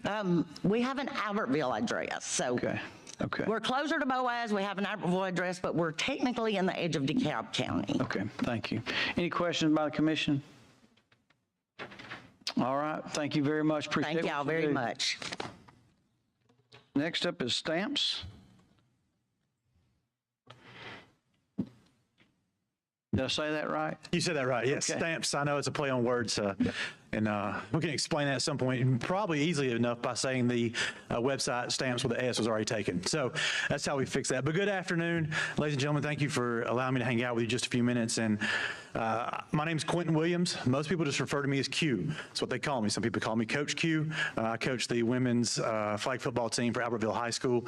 Some people call me Pastor Q. I pastor a church in Albertville as well. And I'm a social worker for the school system. They got brought in after COVID when so many of our students were struggling.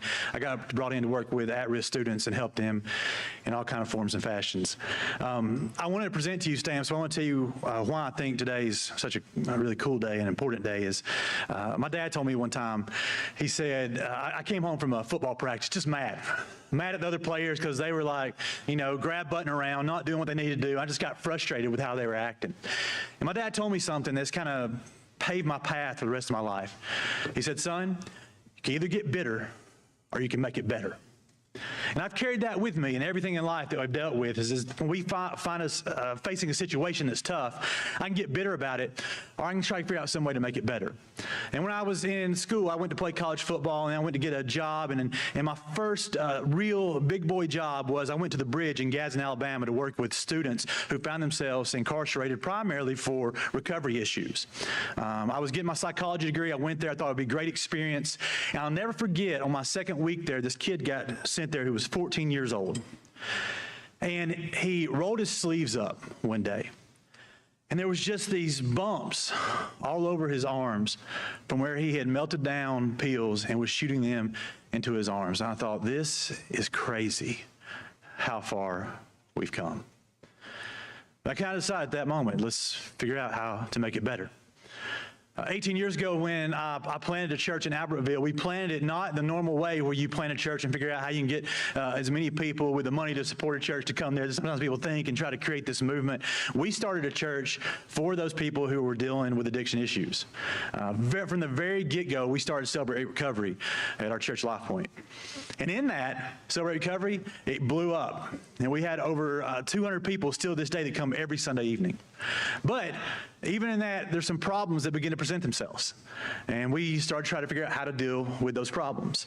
We worked closely with the drug courts, and it was amazing how we saw people going through there, and they had to go to meetings to AA, NA, Celebrate Recovery, some kind of meeting where they could get help with their addiction and find some accountability in that.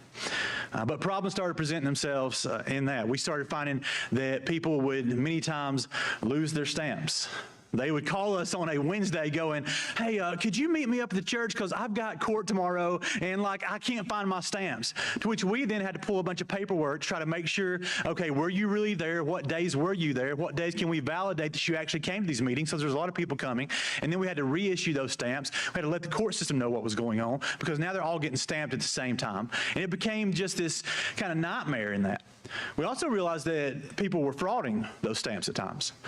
So a member of our church had a house they were renting, and it got vacant. They went in, they actually found a stamp, a Life Point Celebrate Recovery stamp that they would actually stamp these papers with that somebody had made. And I don't know what they were selling those for, but there was a market for them. Somebody was getting them. And it became clear that there was an issue. And one day, I actually ran into my partner on the tech end of this, Jonathan Walls. I ran into him at a swim meet, which if you've ever been to a swim meet, they last forever. I mean, it's hot, and you just sit around to watch. I'd sit around to watch my daughter swim for 60 seconds, and I'd stay there for 6 hours. It was an incredible moment. Like just to, you had to act like it's the most exciting thing ever, and she got like 7th place. But we survived, all right? But he sit there one day and he says, hey, you know what, I'd like to develop an app if you ever had a great app idea. And I just went through one of these frustrating moments in Celebrate Recovery, and I thought, you know what? We need to keep making our recovery processes better. And I think we could do that and do it in a modern way. And so we started dreaming, talking together, and together we came up with this idea and created this app called the Stamps app. And it's an app you put on your phone. And we think it does 3 primary things that are super useful to not just drug court, but every court system that has someone who is dealing with any kind of addiction issue. And beyond that, it's super useful to people who are just trying to maintain their recovery.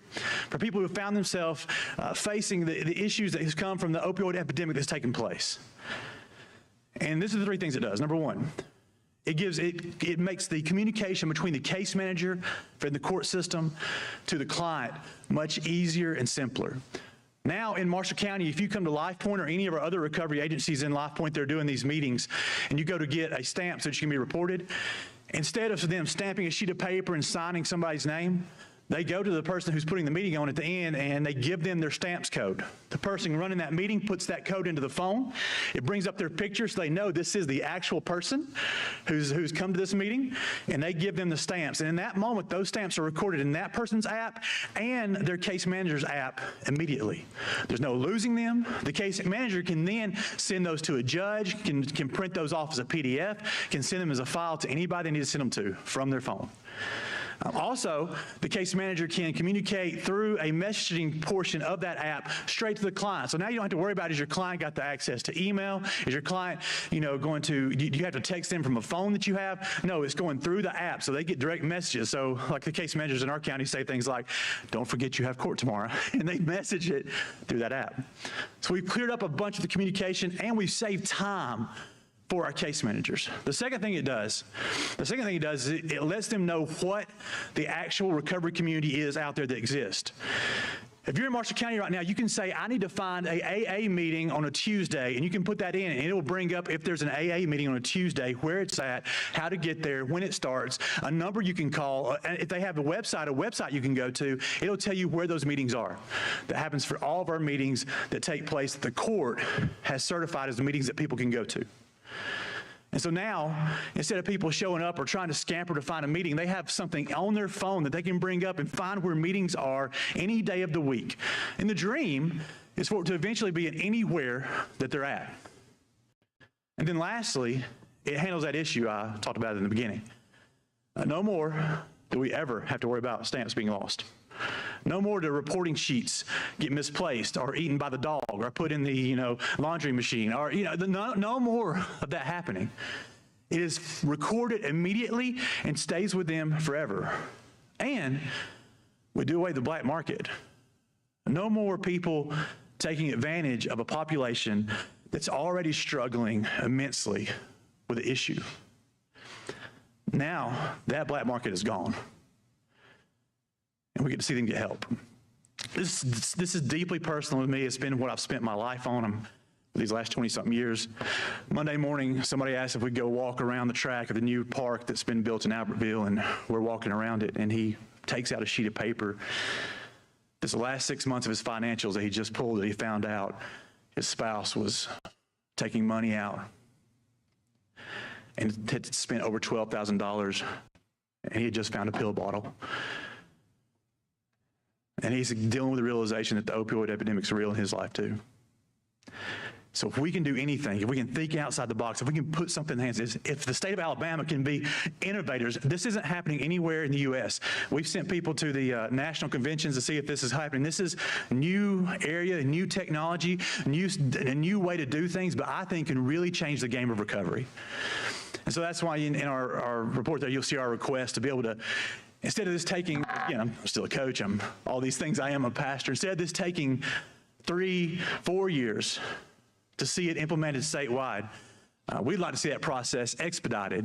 And we feel like the funds coming in could make this so we could get the people in there, get it to the places that need it, get it to the courts, get them trained, and get this to be a common thing that can be used, not just in drug court, but every single court where addiction is an issue.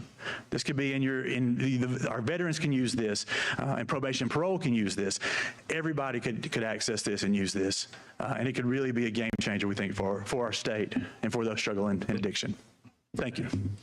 Thank you, Coach Williams. Any questions about the panel?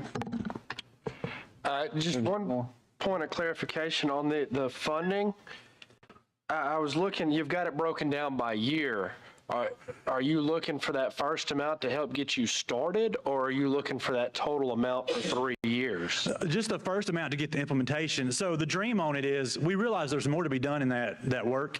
One of the things that we want to work on after the initial implementation is actually partnering with businesses and creating a job board that will exist on the app. So now if you're in recovery, you go to drug court, you can go on that job board and we can partner with businesses that know this person is going to their meetings and knows this person is doing the things they need to and is willing to take that chance and hire them as well. And so after that first year, what we've asked for the second and third year is to be able to develop out those further processes. Okay, thank you. Yep. Thank you. Commissioner. Just wanted to say it's a really cool idea. As a former level 2 DUI instructor who had to look at people's cards to see if they went to an AA meeting, it's a really cool idea. Thank you. Dr. Boyette. Is this strictly a communication and accountability device, or is there any therapy, cognitive behavioral therapy, or anything provided through this app? No cognitive. It really is more, it's accountability and it's reporting, but we do have a help section on there where we would make, where someone could go to that help link. It would send them to a website where then if they needed further help, we could refer them to that. Through that, they'd find resources they could go to. We also just want to have videos. So somebody's gone on to work one night and they need to pick up and they need to hear an AA testimony or somebody teaching on one of the lessons from the big book, that they can go on there and find that, and it'd be a tool to help someone. Because we know this, we know that one out of every 5 people who find themselves going through recovery, they struggle and they fall out of it. And the number one reason they say why they fell out of it, I'm sorry, 4 out of 5, only 1 stays in it. 4 out of 5 fall out of it. And the number one reason they say is because they could not find a meeting. That's what they say. That's what studies tells us. And so we want to solve that problem. Thanks. Representative Rafferty.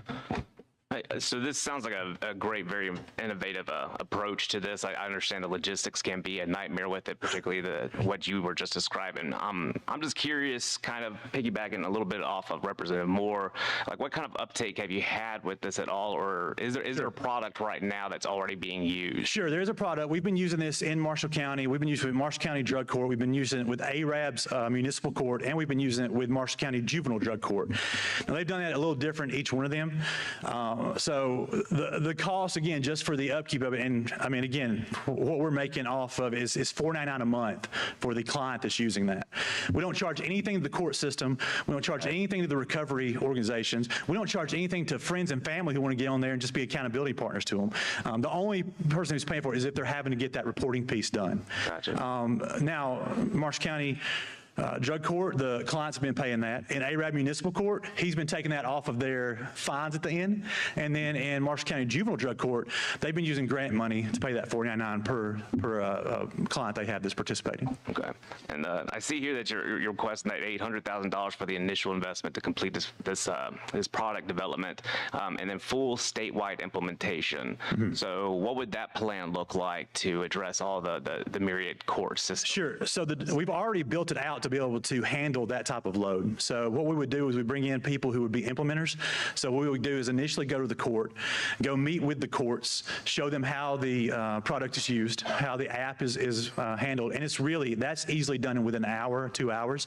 But then what's the bulk of it is then getting them to get us together with all the recovery organizations that they approve. Again, we want the court to approve who can be on that app.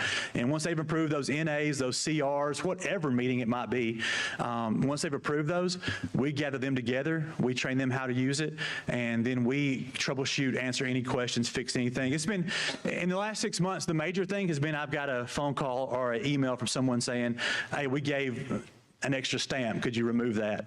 And that's been the main thing. They've hit it maybe once too many times, and we've went back and fixed that for them. But again, when they give a stamp, they're able to leave a note that the case manager reads as well. So they can even say, hey, they're doing great, and we're excited to have them, or whatever they need to communicate to that case manager. Thanks, sir. Thank you. Next up, Marshall County Community Corrections.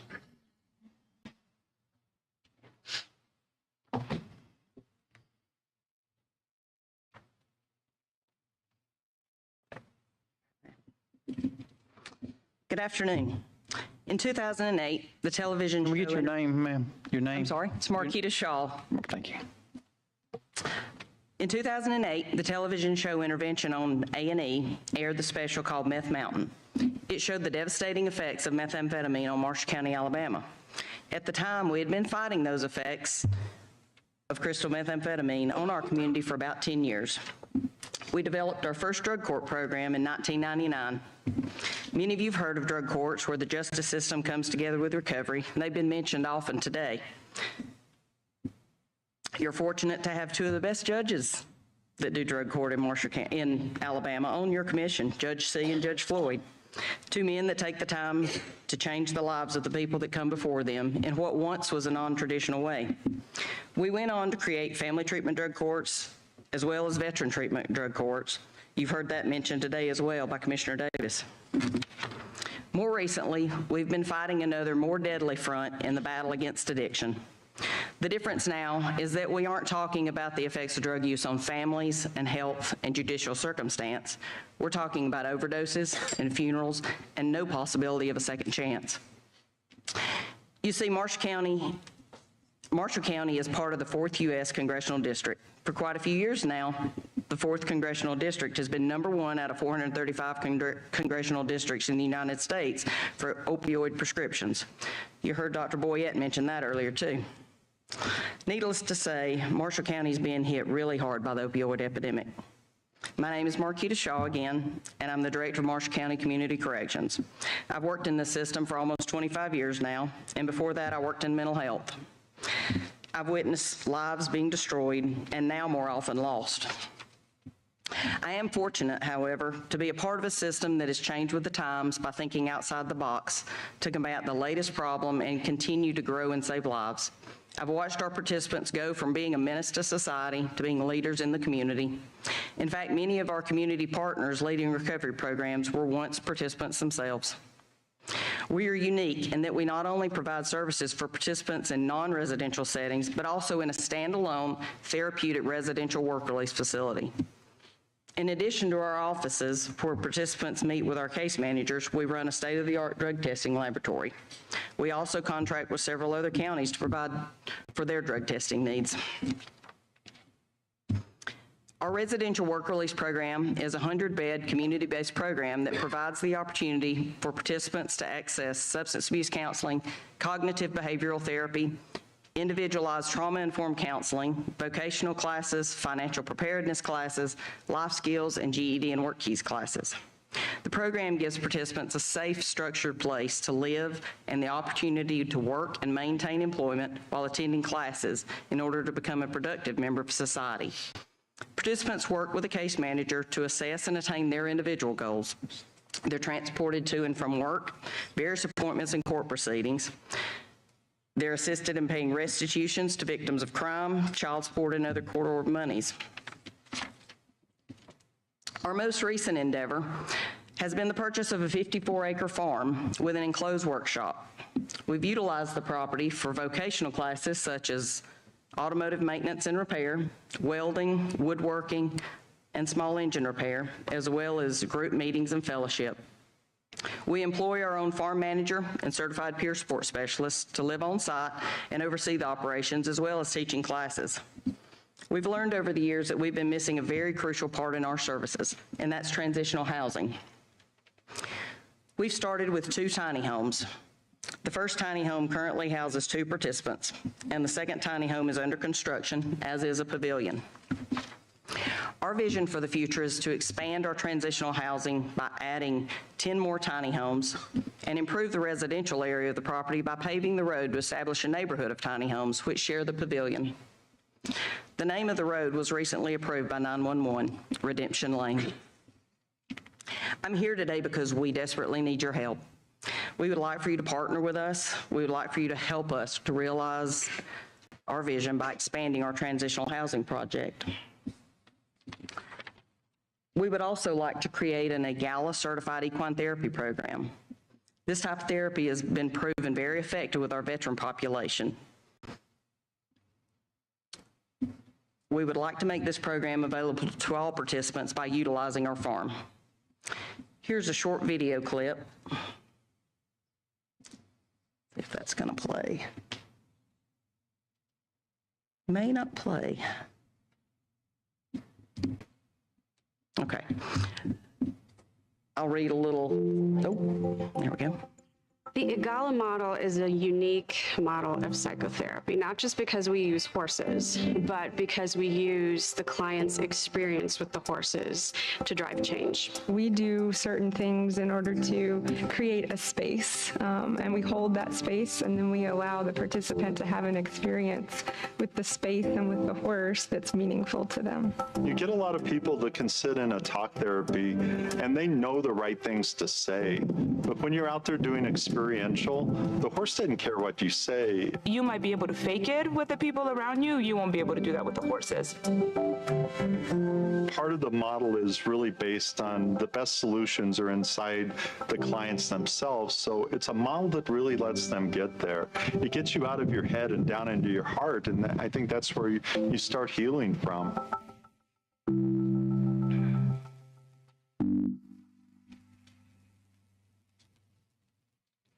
We truly believe that by upping our game and responding to the needs of our community in this way, that we can help stop the devastation, stop the loss, and save lives. I've also brought with me today our farm manager and peer support specialist, Randy Edwards.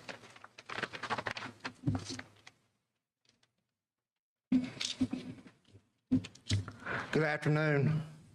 This wall right here is full of names. This is in a local recovery center in our town in Marshall County. Them are not just names, them are names of brothers and sisters, mamas and daddies that's lost their lives to this opioid disease. At 18 years old, I made a life-changing decision to use methamphetamine. That one choice has affected my entire life. At only 20 years old, I was shackled and drugged into the back gates of Kilby Prison. I was alone, scared, and still fiending for the same drug that sent me this place. Over the next 20 years, I was in and out of some of the worst prisons in Alabama. Holman, Fountain, J.O. Davis, Staten, Draper, and Elmore. I also completed the ATF program. Then I was sent to Childersburg work lease. Then paroled out for the second time. I had to return to the same playground that I was in when I went. I was staying in different trap houses. I had no license, no car, no job, or anything. In 2018, strung out, hopeless, homeless, and suicidal with a baby on the way, I made a choice to turn myself into Marshall County Sheriff's Department. And I made the choice and was given the opportunity to go back or to go to Marshall County work lease instead of going back to prison.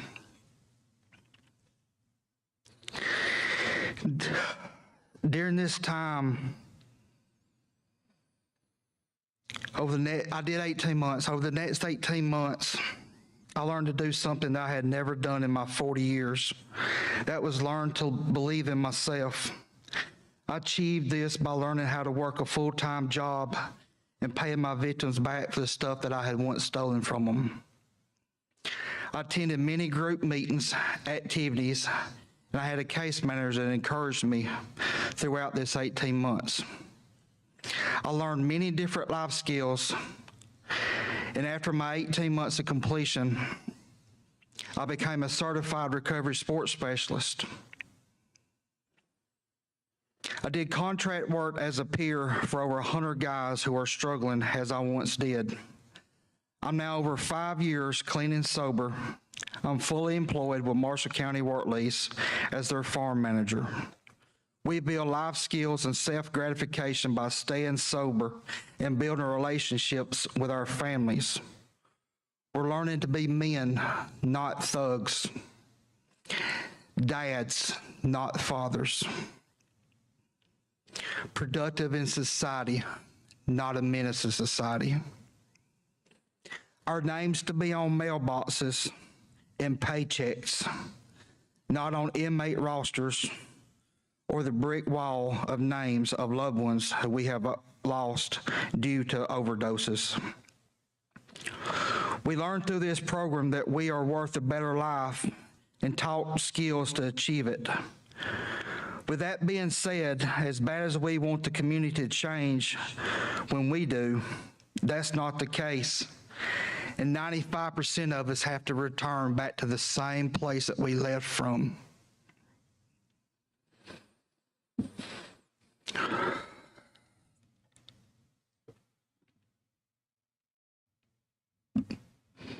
I'm sorry.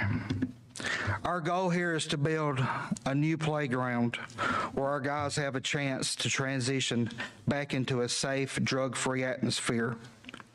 We need help and support to buy bricks for homes, not more bricks to write names on of overdose deaths of loved ones. This program works. I am one of many living examples that's given back to this program. Every week there's a new name added onto that wall, and I can't help but think if we could just do more, I wouldn't have to watch another mother or father bury their child due to this crisis. Thank y'all. I wrote this probably a month ago, and it's kind of hard on me today because as I'm up here giving this speech, a childhood friend of mine's been buried right now, who's been out of prison for about 3 weeks. And he went right back to where he left from 5 years ago. It took him 3 weeks to be buried in the ground. I appreciate y'all. Thank you, sir, for sharing your story. Next up is Association of Drug Court Professionals.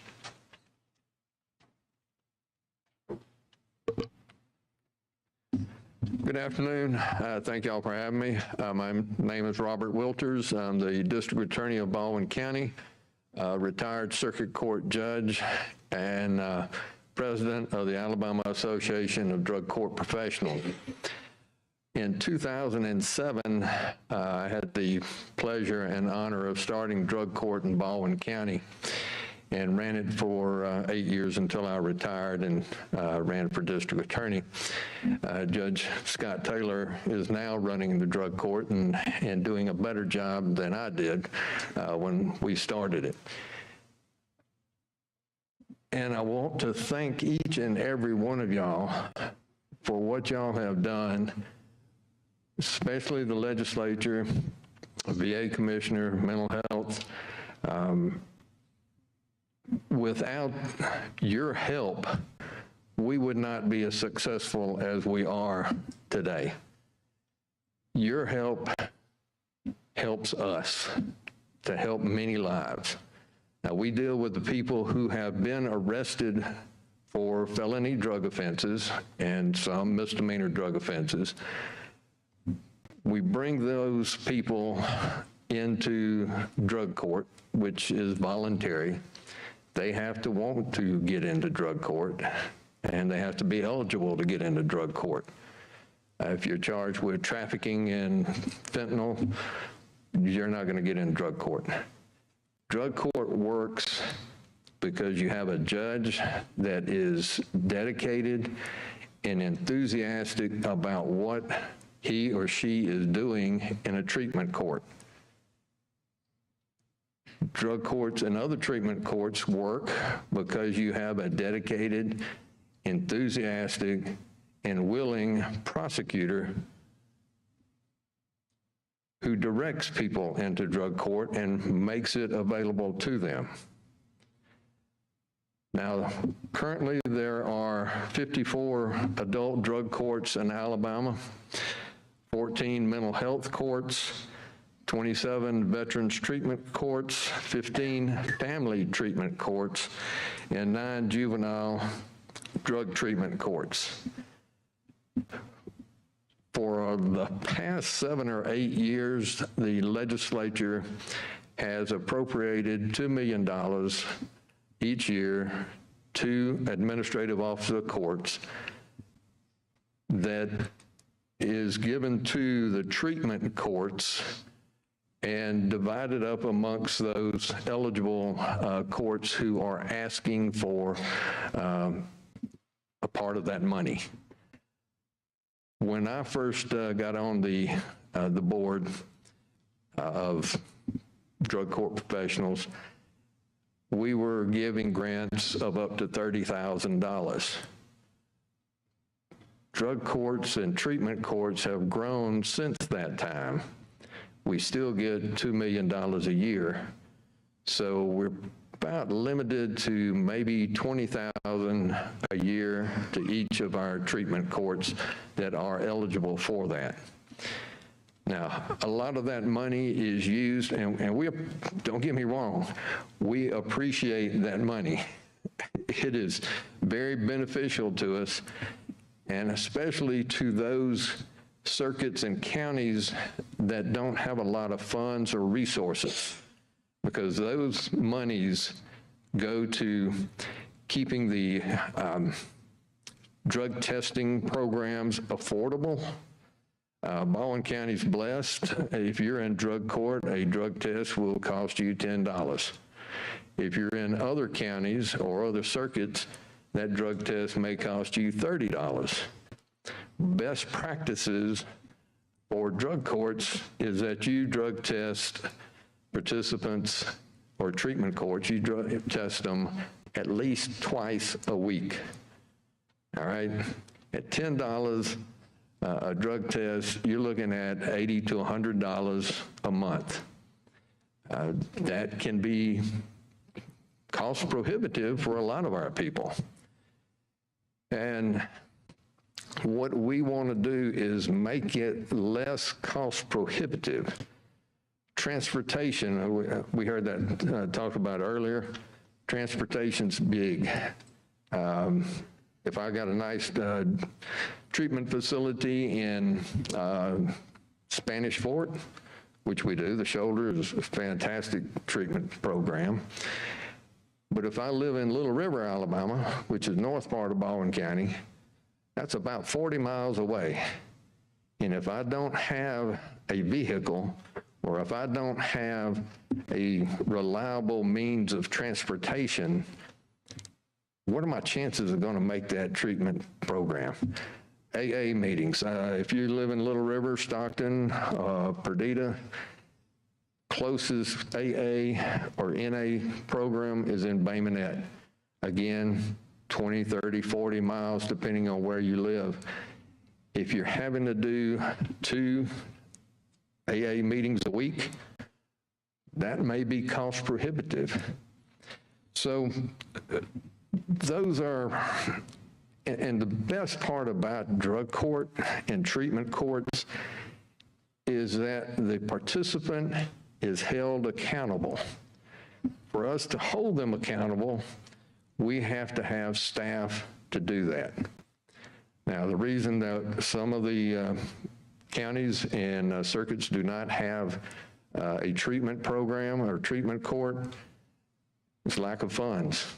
The district attorney doesn't have enough money to hire somebody to do treatment courts. Again, we're blessed in Baldwin County. I have one prosecutor that does drug court, mental health court, veterans court, and handles our diversion program.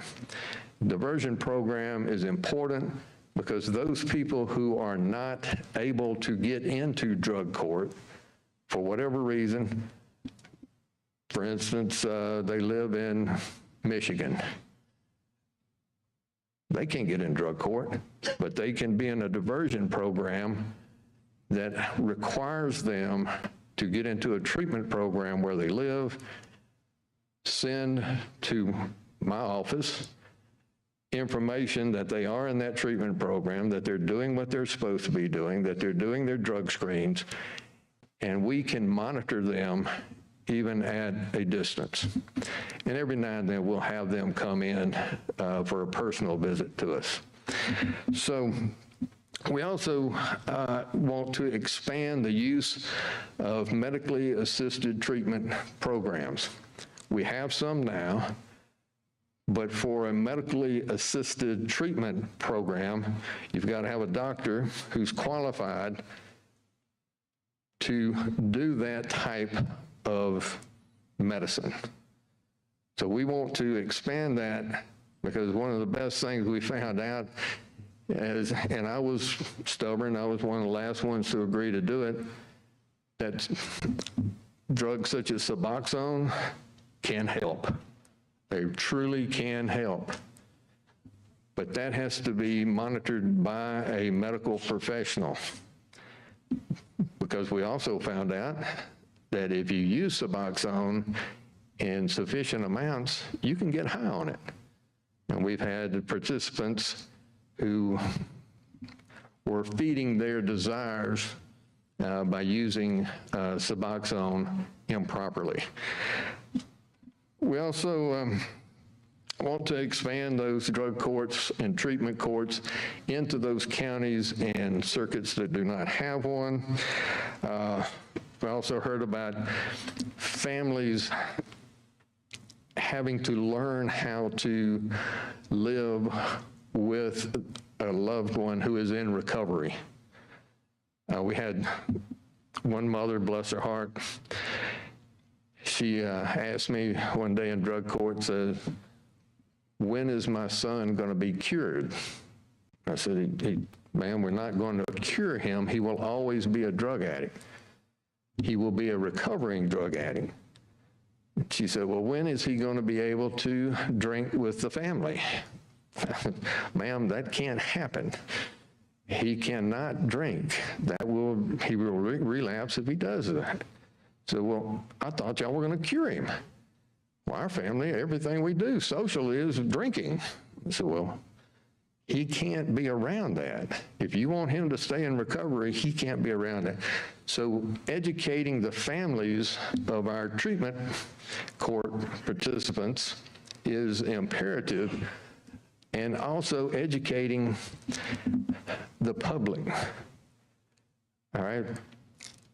A lot of the people who are participating in drug court who are addicted to opioids never intended to become a drug addict.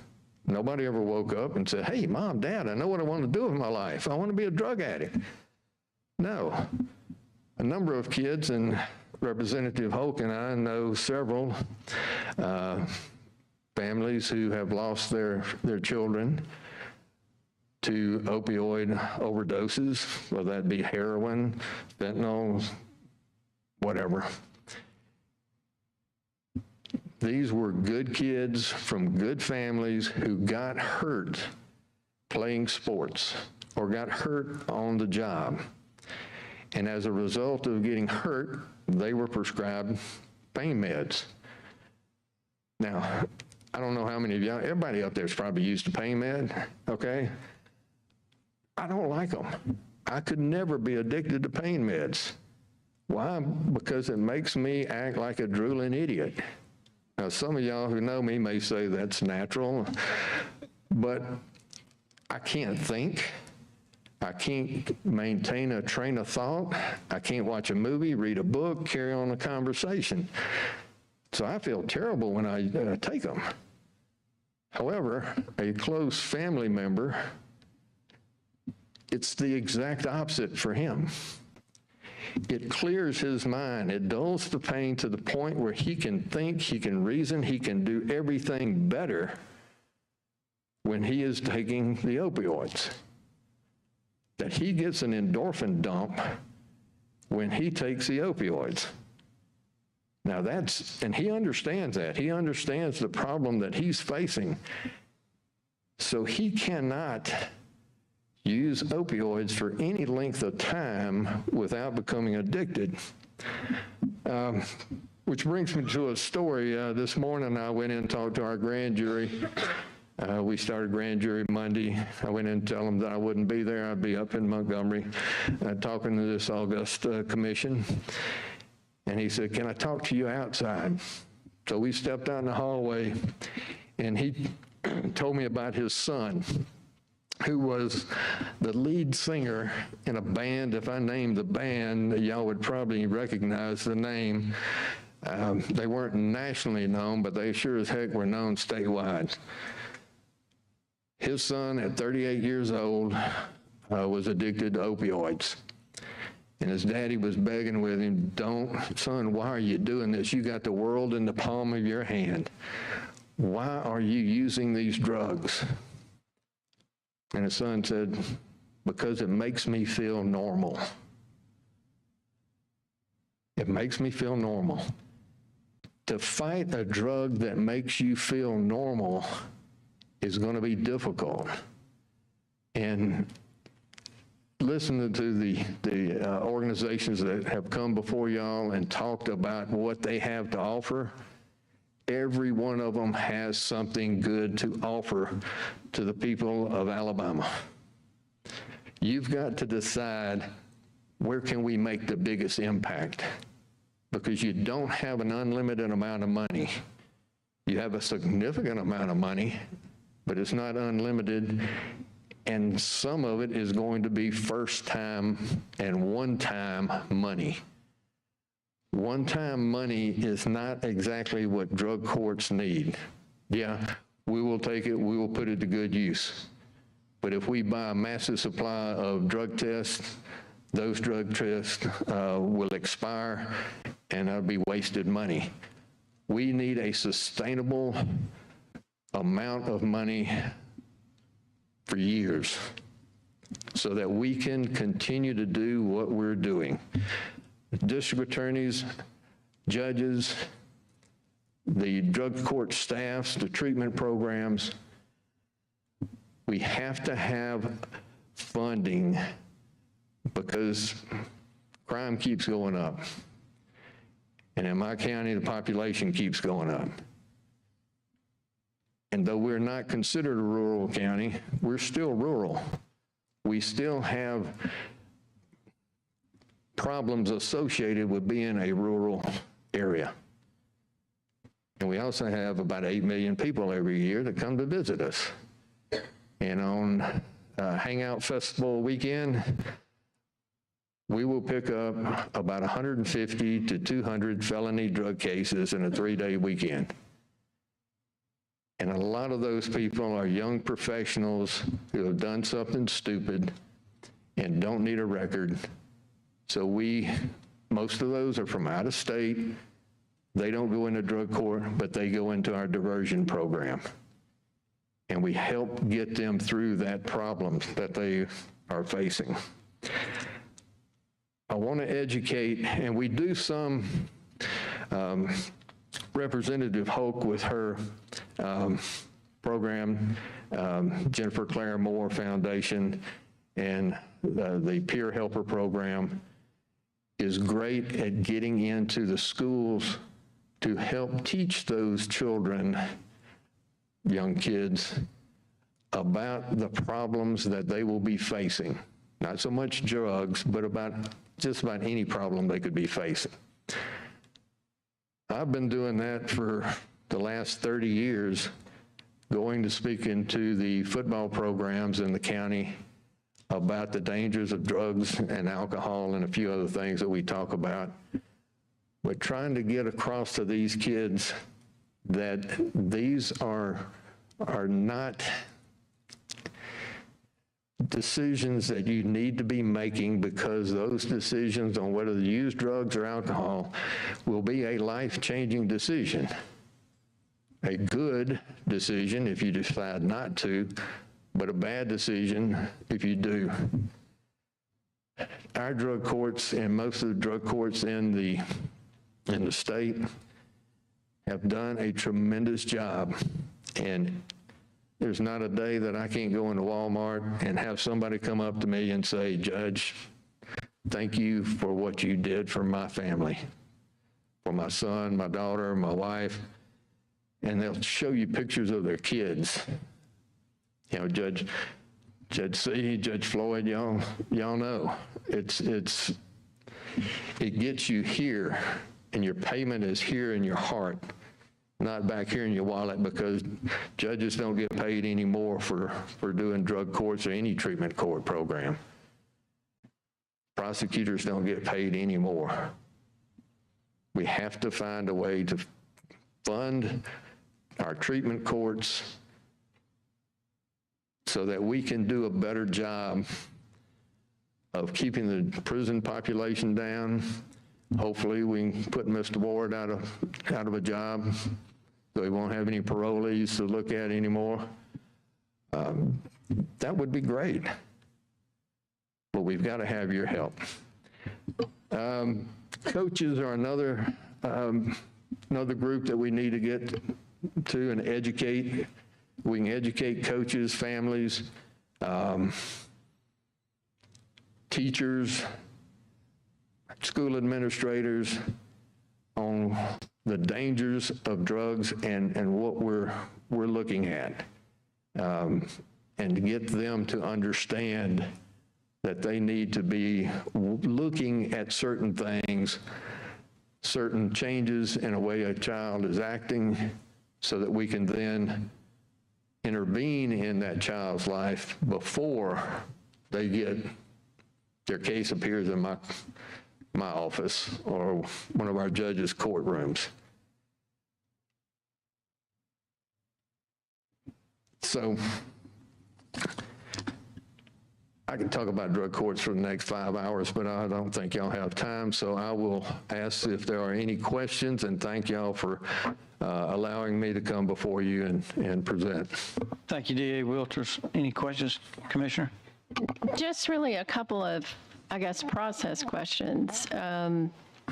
Is it the expectation that money, just as a commission member, that additional funding would be given to AOC to increase the number of drug courts, or give money to existing drug courts, or improve the quality of, it's just hard as a commission member to, there's not an amount of money.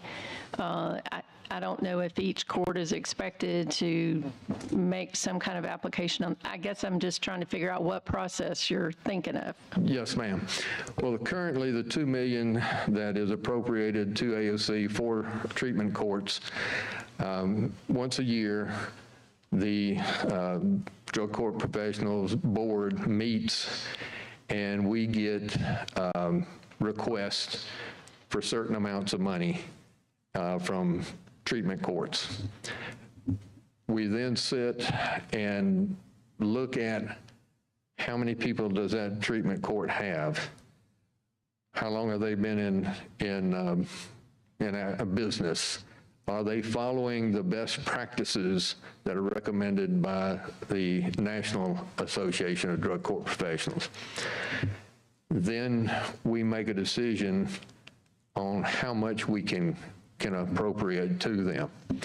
So any monies that we get from the opioid commissions are requested by us would follow the same pattern.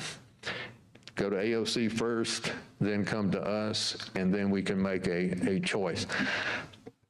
The problem is that every drug court is a little different. It's all run basically the same way, and every treatment court's a little different based on where that treatment court is. If it's in Marshall County, they have certain resources. If it's in St. Clair County, they have certain resources. They have Jefferson County that's nearby. They can go into Jefferson County. We have Baldwin County, can go into Mobile County, but if you're in the Fourth Circuit, which is Dallas County, Bibb, Wilcox, I'll think of some of the other ones. There's 5 counties in that circuit. They don't have a whole heck of a lot. They don't have the resources that we have in Baldwin County. So their needs are different than what our needs are. So having the Board of Drug Court Professionals look at each request and look at their needs, then we can come closer to fulfilling their needs and make it a little better for them. Thank you. That great answer. Thank you. Yes, ma'am. Commissioner Kent. Just a real quick point. Several of us sat on a different commission that considered treatment courts, the Commission on Reentry of Incarcerated Persons that Director Ward co-chaired. And treatment courts and centralized state funding of those treatment courts was a topic of discussion. You might want to take a look at that final report. And yes, it was a recommendation. Well, thank you. Mr. Chairman, just very briefly, I was going to say one thing that just an idea thought. Back when I had a lot of hair and was younger in the legislature, we finally approved the $2 million. And that was over a decade ago, and it's been that same number ever since. And I think you're totally right. First of all, we oversee 44,000 people on probation and parole, 34,000 on probation. Of that 34,000, 80% is drugs. It just is. So our officers are grateful beyond measure for community corrections and diversion courts. One thought might be, because we were talking up here, every circuit's different. You know, I lived in Shelby County. Their needs were very different than my county next door in Bibb County. Right. Just a thought, going back to Commissioner Boswell's comments, that if you're going to do money, maybe perhaps putting it into a set account where you draw interest down and using that money towards, like you say, a results oriented. Show me, and you'll get tired of me saying this, data. Show me your data to show me what's worked. Oh, your program's working. We need to continue funding that. This program over here is just not showing the results that we hope for. Let's go a different route. They do that in Kansas. They do it in Idaho, and it seems to be very successful. Very similar to your idea based upon the board looking at best practices. Yep. That might be a longer term solution to providing better treatment that you're trying to do. But thank you very much for your service. Yes. Thanks, sir. Appreciate what you do. Thank you. Thank you all for having us. Yes, sir. Helinski's Hope, which we're all very familiar with. Yes, sir. Senator Crutcher. I'll start a little bit with them before they start up today. I was introduced to Helinski's Hope last year when they came to the legislature anyway, and so after doing some research, I've obviously found the story of Tyler and everything that happened all the way to Sports Illustrated, which I was impressed with. We all have recovery systems, and we've heard a lot today that are started mainly by the tragic event of somebody we love, whether that's friends, family, or community. And sometimes family. Obviously, this is one of them. As a partnership that we had with you guys as far as the Alabama State Legislature last year, we appreciate you being here, and if any way we can help you, obviously we want to do that. So thank you for your time and telling us of your story today. Yes, sir. Thank you very much. We sat here through a number of these, nodding our heads and kind of going along with this. It almost feels competitive, and I'm compelled to say the same thing. What a tough job you all have. My name is Mark Helinski. I'm the co-founder of Helinski's Hope. We lost our son Tyler 6 years ago to suicide. He didn't tell anybody he was struggling. Didn't seek treatment. We don't know exactly what happened, right? And we started Helinski's Hope shortly after that with the mission to drive awareness, to break down the stigma best we can, and create and provide resources for our students. We also know that we're not mental health professionals, We're grieving parents, trying to do better, right? And so I brought along Dr. Stephen Hubbard, who's been working with us in the capacity of executive advisor and program development. I'd love him to share, in a very quick order, some of the information from the program and what we'd like to ask you guys to consider. Thank you so much.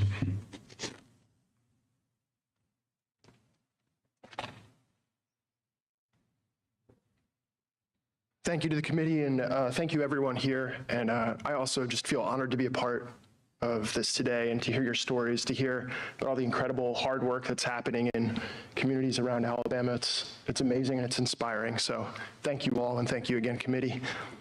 As the executive advisor of Helinski's Hope Foundation, I've been very fortunate to build a relationship with Mark and Kim Helinski and serve as the principal investigator and also the principal developer of a number of the behavioral health interventions that we've created and implemented since 2018 when I started that partnership with them.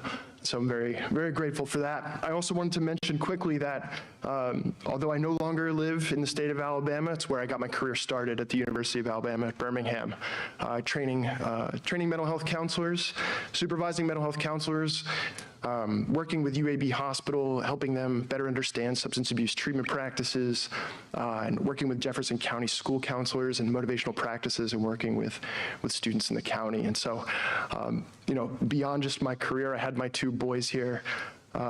My wife worked as the graduate school director at UAB, and my middle son, Davin, who's now 7, he was diagnosed at UAB within the first 2 weeks of his life with a rare genetic disorder. That diagnosis would not have happened if it weren't for being in Birmingham, Alabama, and at UAB. And I know that to be true because of the multiple conversations that I've had with multiple doctors over the last 7 years. And that changed his life. And I say all this just to say that this feels like an opportunity to give back to the state and to give back to the communities here, to just share the important work that Helinski's Hope is doing and hopefully make a difference with your high school students in the state. So thank you. The U.S. Surgeon General is responsible for providing and communicating trustable research, interpretations of the research, especially affecting vulnerable communities. And in May 2023, he stated publicly, mental health is the defining public health crisis of our time. And the data bears this out. The Youth Risk Behavior Survey is a survey that's conducted by the Centers for Disease Control every 2 years. And in 2023, the latest report came out that suggested that 44% of American high school students felt persistently sad or hopeless in 2021, so more than 4 out of 10. And what that means is not just that people feel sad. You know, it's important to feel sad sometimes, right? This is actually used as a proxy for depressive symptoms. And when we look at high school girls specifically, we see this number rise to over 6 out of 10. So 6 out of 10 American high school girls are experiencing depressive symptoms in our country. When we look at the state-by-state data, Alabama falls directly in line with these numbers. It's been posited that we're now in a culture of youth who are more willing to talk about their mental health challenges, and I would agree with that. And maybe that's the reason why we're seeing this. But where that doesn't tell the entire story is in suicide rates specifically. There's been a 57% increase in the suicide rate among young people in the US post-COVID. Whereas in 2011, 13% of high school students had a suicide plan. That number's risen to 18%. And now 22% of our high school students nationwide are seriously considering suicide. 2 out of 10. If we have a classroom of 20, that's 4 of the students sitting in our room have seriously considered suicide in the past year. And the last statistic I'll just share briefly about mental health specifically is that the average time between the onset of mental health symptoms and the time that a child gets treatment in our country is 11 years. This has to change. A lot of the work that I do with a company called Prevention Strategies as their Chief Innovation Officer is actually related to opioid misuse and overdose prevention specifically. I'm the principal investigator on a national grant funded by the National Institutes of Health to work with the construction industry who has been hit severely by the opioid crisis due to their injury rates and several other factors. And so I'm very aware that I'm here standing in front of you today because there's an opioid settlement and there's a need here in the state. I think it would be wrong to not consider, and I don't hear that you're doing this, but it would be wrong to not consider how mental health is playing a role in the way that opiates are being used. And that's not to say that every person with opioid use disorder has a mental health condition or vice versa, obviously. But of individuals with opioid use disorder, nearly 64% had a mental health issue in the past year. And that relationship goes both ways, right? Sometimes a mental health issue precedes opioid use disorder. Sometimes an opioid use disorder precedes a diagnosis of a mental health condition. There's two-way causality there. The most important thing that you hear today is that this population specifically who are experiencing both an opioid use disorder and a mental health issue are among the most vulnerable populations by health in our country, and you can read that for yourself. meta-analysis conducted by Research Institute on Drug and Alcohol Use in Sydney, Australia. They did a meta-analysis of hundreds of papers looking at the prevalence rates of opioid use disorder and co-occurring mental health conditions. And I'm not going to take a lot of time with this, but I do want you to see that internationally, the depression rate is 2.3% here from those studies. In the United States, it's 18%. And whereas people with opioid use disorder internationally, 36% experience depression, that number is over 50% here in the US. What it comes down to, and why ultimately I'm here speaking to you today on behalf of the Linsky's Hope Foundation, is that the more that we take care of our students' mental health, the less likely they are to experience opioid misuse and overdose. I'm a prevention scientist, and I work primarily in primary prevention. And what primary prevention is, for those of you who don't know, is education on health behaviors that helps people adopt them and prevent disease. So, easy thing to think of when I talk about primary prevention with anyone is I talk about stop, drop, and roll. Raise your hand if you've heard stop, drop, and roll, and you know what that means, right? That's most of us, if not all of us. My 5-year-old knows what that means. My 7-year-old knows what that means. My 9-year-old knows what that means. And so stop, drop, and roll is a fantastic piece of education, right, that's adopted at a young age. It's sort of burned into our minds really early. And so we know if there is a fire, we know what to do in the event that happens. There is no stop, drop, and roll right now for mental health for our students. That's not happening. It has been the Linsky's Hopes, it's been Linsky Hope's Foundation, the Linsky Hope Foundation's mission to develop that educational opportunity for our students. From day one, Mark and Kim Holinsky and the rest of their foundation, their family, have wanted to increase the likelihood that students would seek help when they are in distress. And we can do that. In 2018, I started this partnership with Mark, Kim, and the Linsky's Hope Foundation. And we got to work and we started building behavioral interventions that could do just this with different student populations. And where our focus landed was on doing 3 things that we knew that we could impact with primary prevention, with education.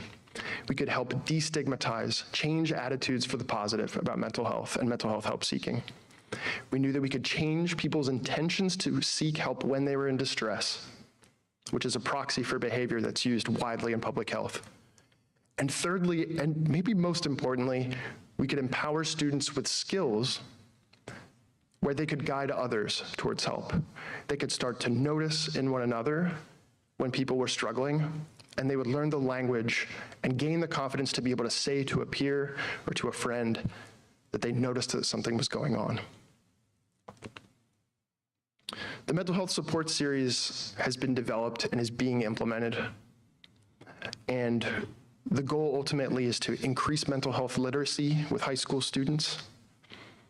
It's to increase bystander intervention skills and confidence, and it's to increase these important help-seeking behaviors that can get, our 44% and even more that are struggling with mental health into professional care.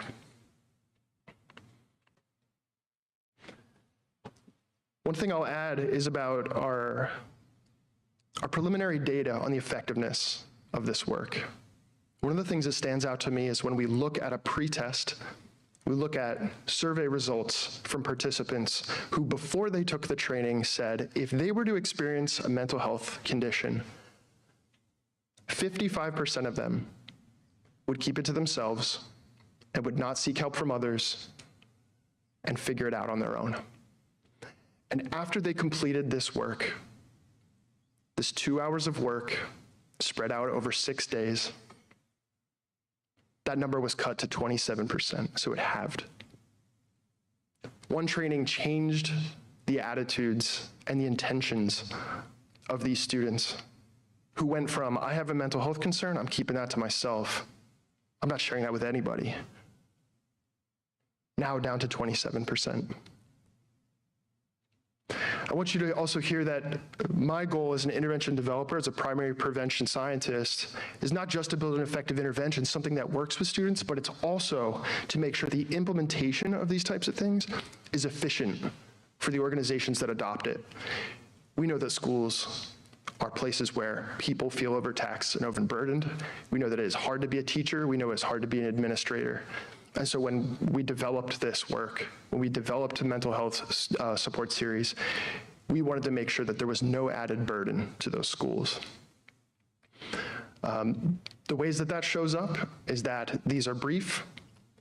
The education can be accessed in any classroom that has a computer or a tablet and a Wi-Fi connection. And there's no teacher training or administrator training in order to adopt these and to get results. Our priority proposal to you all today is we're requesting $2.7 million to fund the rollout and provide the support series to all public high schools across the 140 school districts through academic year 2029. That's 5 years. That's hundreds of thousands of Alabama students that we can impact, that we can give the stop, drop, and roll skill to when they experience mental health distress. And we can start to help them learn that it's okay to seek help and that seeking help is a positive thing. And their friends think it's okay to seek help. And when they seek help, they're no longer in crisis. We've included a secondary proposal as an alternative because what's important to us is that something happens. We're currently conducting a pilot. We would like to alternatively propose that we extend this pilot for academic year 2025, where we can continue to learn from teachers and mental health coordinators and administrators in the state of Alabama who are already teaching us an innumerable amount of information about what's important to these students. I'll share really quickly. One of the most profound things that we're learning is that these mental health coordinators who work in the K-12 space and see the mental health experiences of these kids on a day-to-day basis say, we're missing, everything that we're doing in high schools is great, we're missing grades 5 through 8. Our middle school students require support too. I want to thank you all again for the opportunity to be here, and I just want to say, with as much respect as possible, this is low-hanging fruit because this is a solution that's developed, it's created, it's evidence-based. We are learning and have learned how to implement this well in these schools. We can put this in front of your students almost immediately. We want to make a difference. Primary prevention works, and as objectively as I can be, I'm a big fan of this. I think it's important work. I think it will work in the state of Alabama. Thank you. Dr. Tubin, one question, clarification. Now, that 2.7 million request, yes, sir. Was that for the entire 5-year time frame? Okay. And then the 500,000 is to extend what we did in the ETF? Yes, sir. 23, okay. Okay. Any other questions, Commissioner? Thank you very much. Thank you for what you do. Thank you. Grandparents or parents? Keith Lowhorn, I imagine.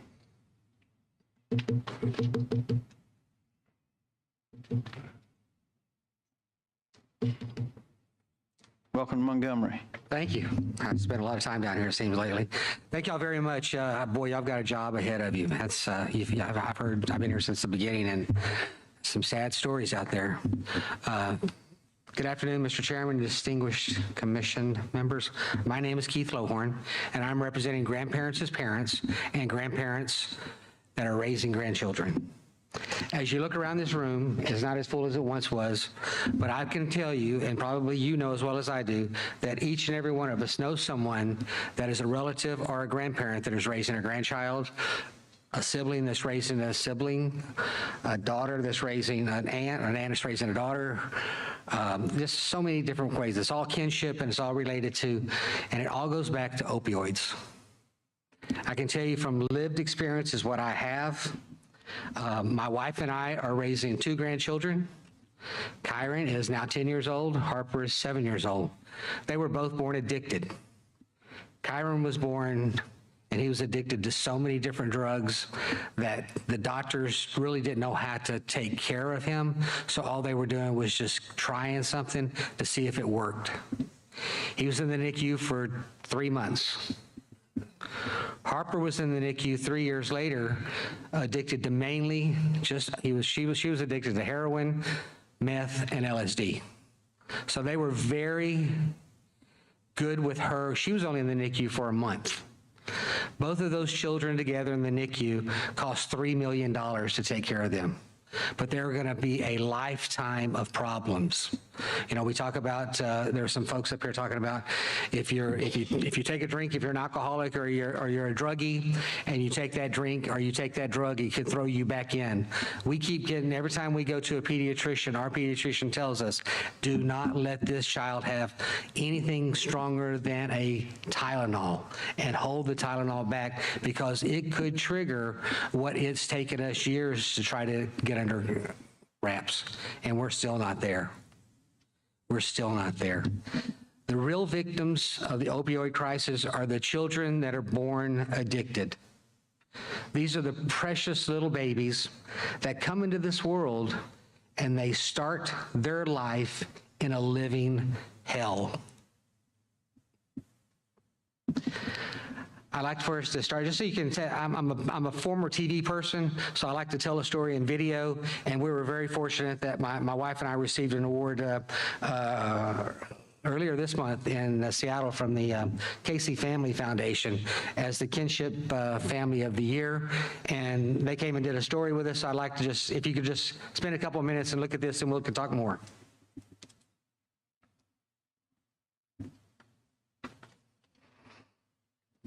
I'm a homeschool teacher. I'm a problem solver. And we are hope. Between us, most people have no clue that in 2023, the best way to make money.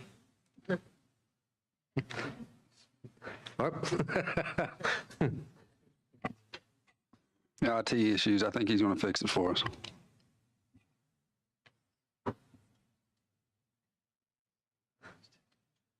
Yeah, I started to say, I didn't do that. Should I go on? Or do you think you? There we go. Okay. yeah.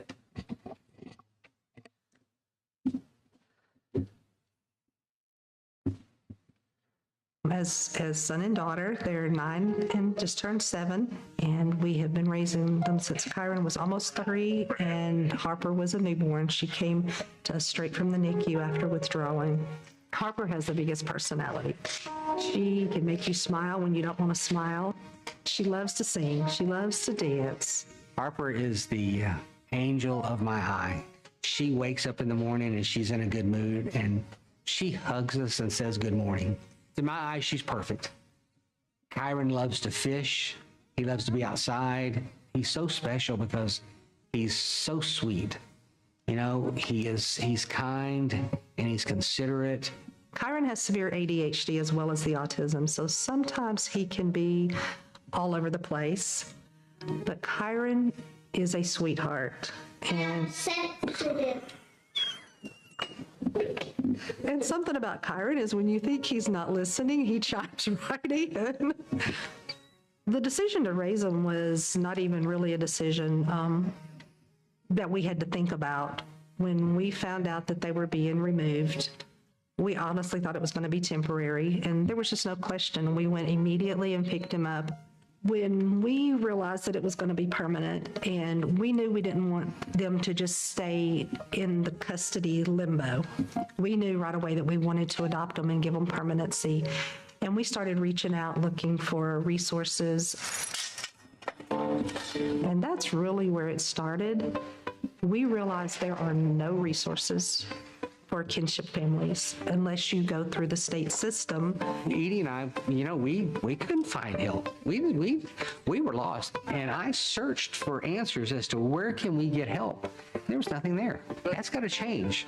I'm on the local board, the Madison County Foster and Adopted Parent Association. The board's supposed to be diverse, and they needed somebody who was familiar with the kinship side of it.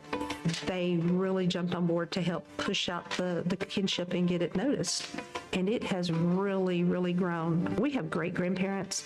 We have aunts and uncles. We have some siblings who are raising their younger siblings. And to know they're not alone, it's been a huge help to have that community behind you. So many roles that we've taken in just a few years, and it's like magic. It's like, this is what we're supposed to do. Keith reached out to some people and started getting the food donated. So we've got people in North Alabama area that come and get food, school supplies, clothes, household goods, bikes, anything that you would find in a large retailer. We've been fortunate enough to establish a relationship with, and they give us stuff. It's like a party in our yard. We pull the trailer in, and they know what time to show up, and they come and they go through, they take what they need. We sit out there, tell stories about what's going on in our lives. We hug, we cry together. The kids have made friends, and while the adults are talking and loading food, the kids are playing in the front yard. And we have people who say, if it wasn't for y'all, we wouldn't be eating. And I think our families are pretty good about taking what they need. They don't take maybe what they want, they take what they need. We're so blessed as a family. Our kids want for nothing. We're very fortunate that we're able to provide for them. And meeting people who can't is an eye-opener. And this is a way that I can help. We're doing what we're supposed to be doing, and that's to help these kids. And now we just take it outside our family and help others. Hope is the word I think that everybody needs. We all want hope, whether it was hope that Kyron and Harper grow up to have a normal lives, that Edie and I live long enough that we can see these children grow up to be adults. That's a hope. You know, it's our hope that the world begins to see the importance of grandparents raising their grandchildren. Everybody needs hope. It doesn't matter who you are and where you are, you have hope. I think you've got the world by the hands, and you can move forward. So our hope is every one of you've got a little rock Drinking that's on coffee there every day that didn't has work hope for on me, it. but I couldn't We figure want out you to why always until have I went hope from wherever you 184 to 123. I was doing everything right. Wherever you may go, we want you to have hope. So our hope, Edie's and I hope, came when we decided to reframe our story from we have to raise grandchildren to we get to raise our grandchildren. And that was a big turning point for me because I was pretty upset. I had and our struggles became our hope. And every day we have struggles, and every day we go out and we try to help those grandparents that are out there because they get nothing. Grandparents that are raising their grandchildren, unless they go through the DHR system, get nothing. I've tried to help, use my years as a journalist to help others, and this is how I've done this, is I've gotten involved with other nonprofits who go out and help us. So I can tell you that just in this last month, we, since the pandemic, when all this started, we reached 100 tons of food, 100 tons of food that we have donated to grandparents that are raising their grandchildren. That is food that nobody gave us money for. That's food that was donated 100% for grandparents that are raising their grandchildren. And when I talk, we're statewide.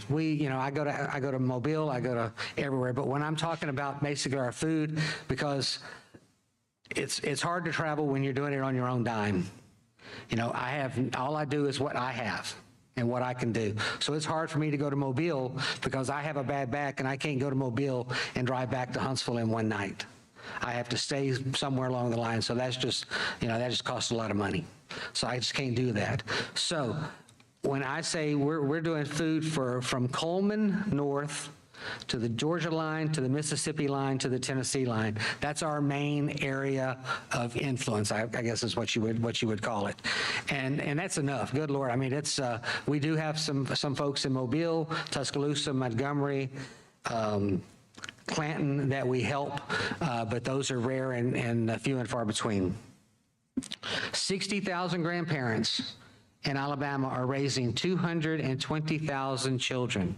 That's the ones that come from the last census. There are many more than that. There's probably at least double that because there are a lot of people that are intergenerational and they just don't trust to fill out that census report or to tell some agency what they're doing because they could find themselves getting in trouble. There's so many more that they're just facing. In the country, 6 million are being raised by 3 million grandchildren.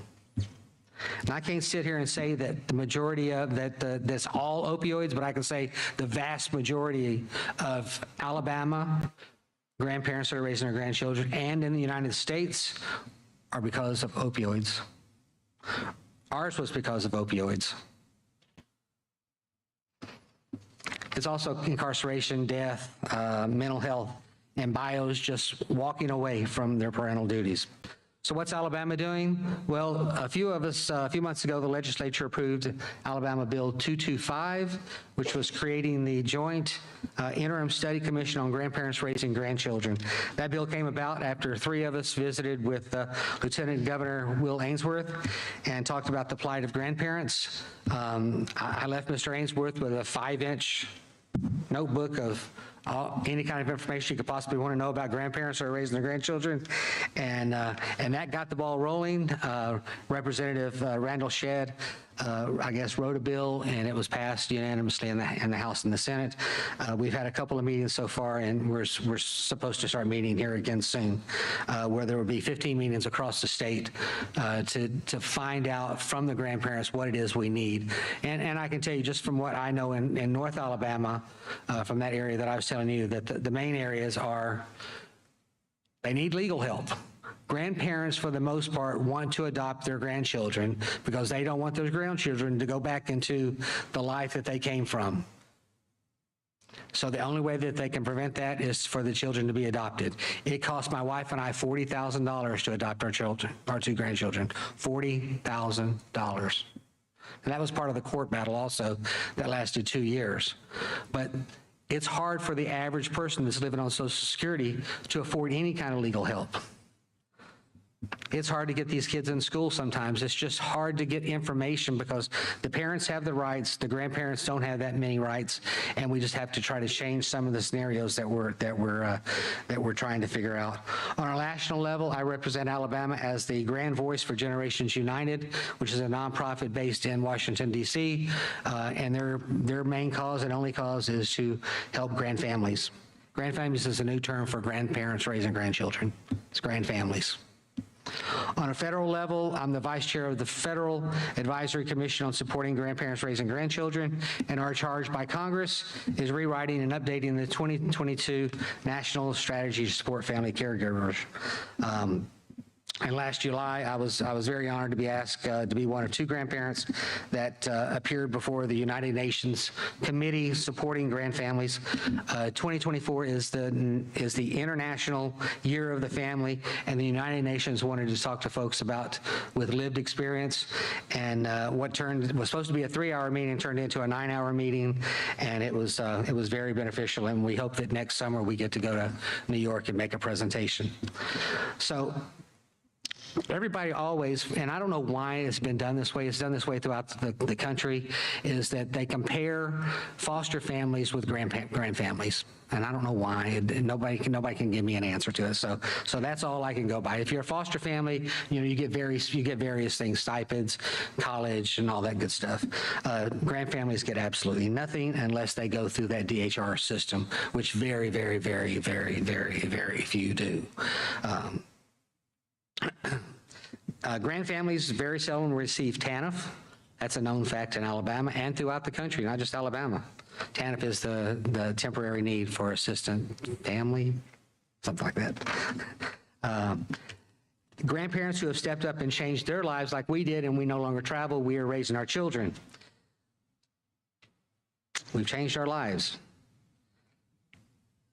because we want to make changes to make them better. We got to make a better world for these kids. These kids are young, and there's most of them that we deal with are young, and I'm talking like preteens. So that's our future. That's Alabama's future, and we've got to take care of these kids. We got to take care of these grandparents who have stepped up and changed their lives.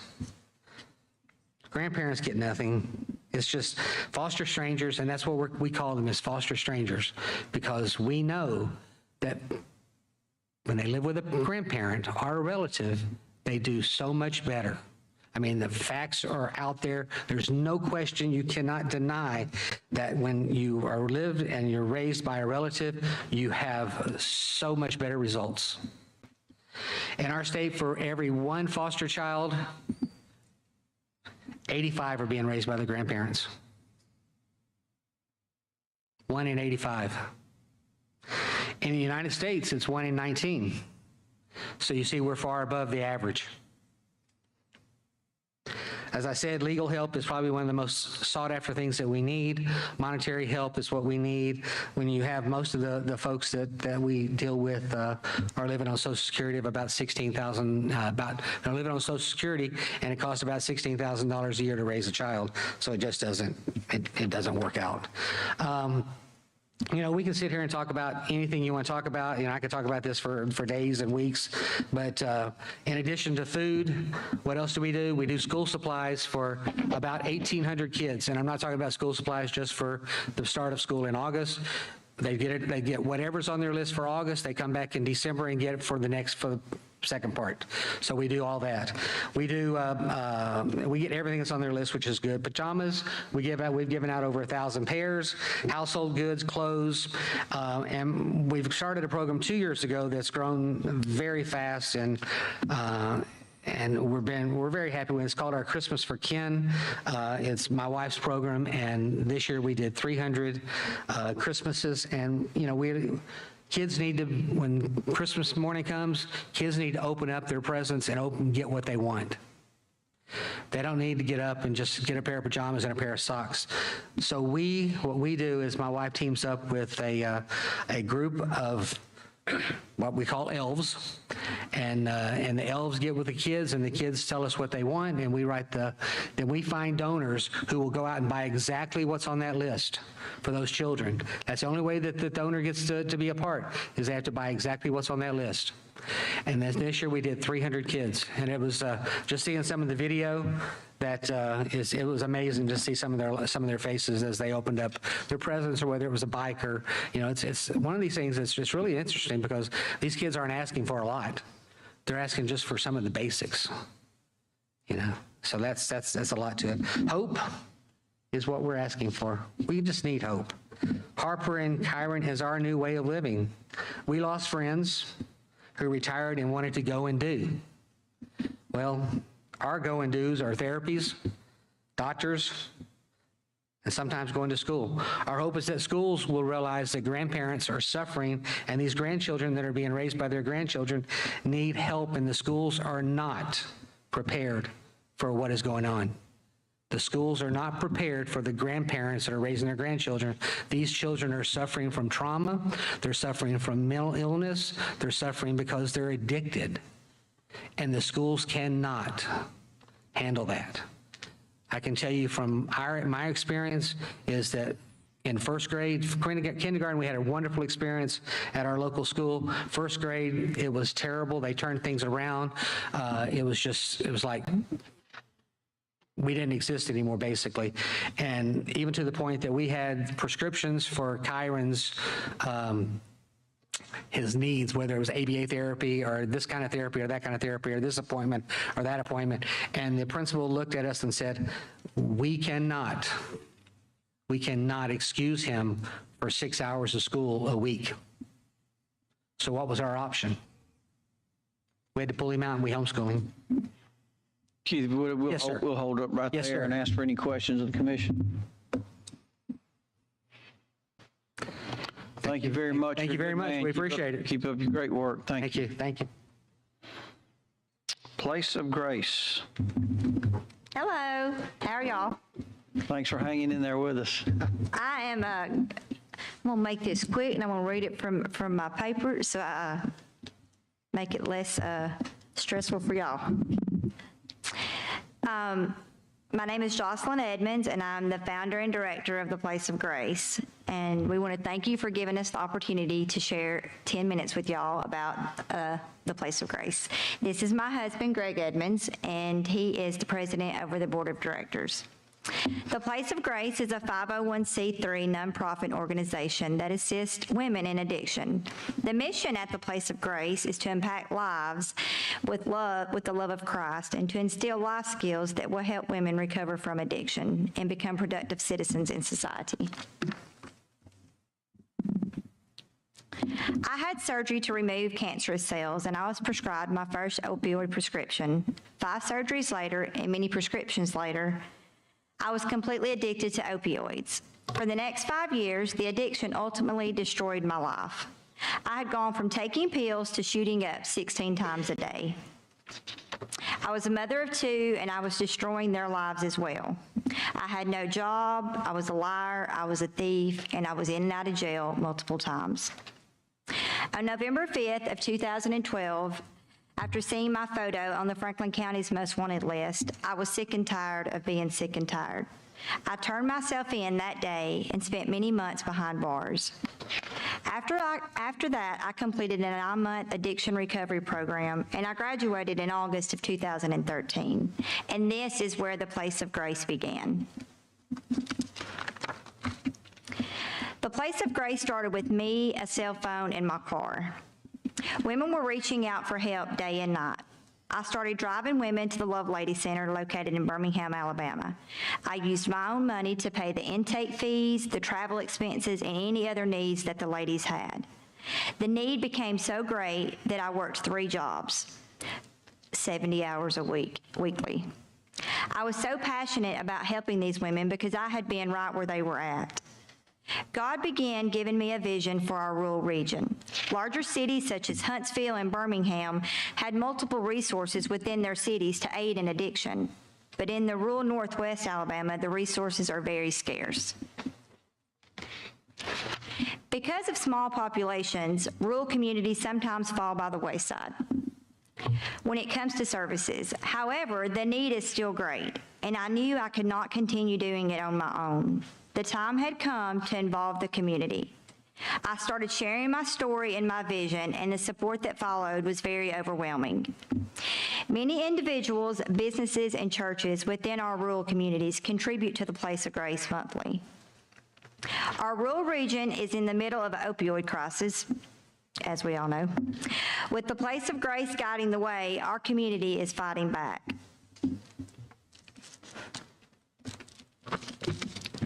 Jail ministry in our rural communities have become a big part of the Place of Grace. We educate, we share hope, and we help develop a plan to achieve sobriety.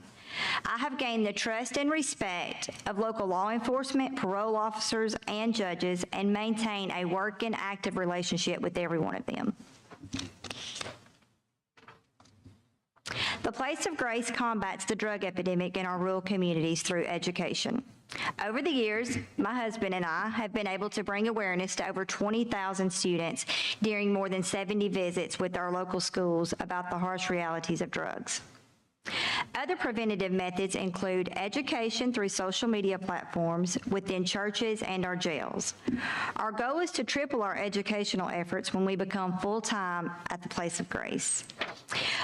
By educating those that will be our tomorrow, we know that we can greatly reduce the negative impact the drug epidemic has had in our rural region.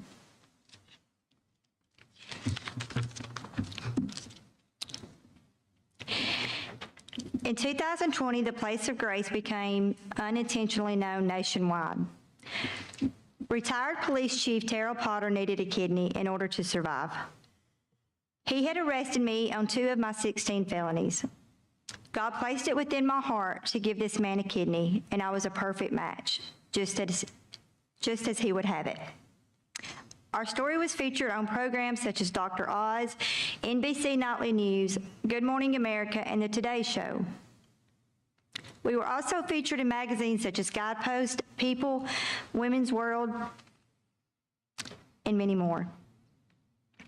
This brought a lot of publicity to the Place of Grace and to the vision that I had for our future. Thousands began following the Place of Grace on social media, and many began contributing to the vision. The support exceeded way beyond the rural region. We now have donors and support from all over the United States, thanks to the unexpected publicity that came from giving Chief Potter the kidney that he so desperately needed. Let's look at the impact the Place of Grace has had since 2013. 329 men, 2,731 women have been helped by the Place of Grace. That's a total of 3,060 addicts. With an estimated 35% success rate for those that complete a rehabilitation program, that is 1,071 people now free from addiction and living productive lives. According to the Census Bureau, the population of Marion and Franklin counties in 2021 combined was 61,259 people. Considering that almost all of the addicts helped by the Place of Grace were from these counties, these numbers translate to 5% of the total population being helped, and 1.7% of that population successfully graduating and living productive lives. We are making a major impact in our rural communities. The Place of Grace never turns anyone away. To date, our mission has been to find a bed in recovery center and furnish everything needed for entry and throughout the process. To our knowledge, no other entity in the state of Alabama provides such services. All that has been accomplished has been done from a part-time capacity. Me, my husband, our board, and other volunteers all work full-time jobs. Imagine what will be accomplished in our communities when the Place of Grace has full-time employees and our very own recovery center right in the heart of our rural region that we serve. That is where we're headed now. We broke ground for the Place of Grace in February of 2022. The building is up with over $235,000 being raised and spent thus far, all debt-free. This facility is located in Hackleburg, Alabama, and will house 90 to 100 women. I will be a full-time staff member there, doing what I've always done. If a bed is unavailable, our facility will continue finding placement elsewhere and covering intake fees and other expenses for those that seek help. How will this new facility increase the impact of the Place of Grace, considering the flow in and out of an average addiction recovery center? We estimate the center will touch an average of 44 women monthly, or 530 women a year.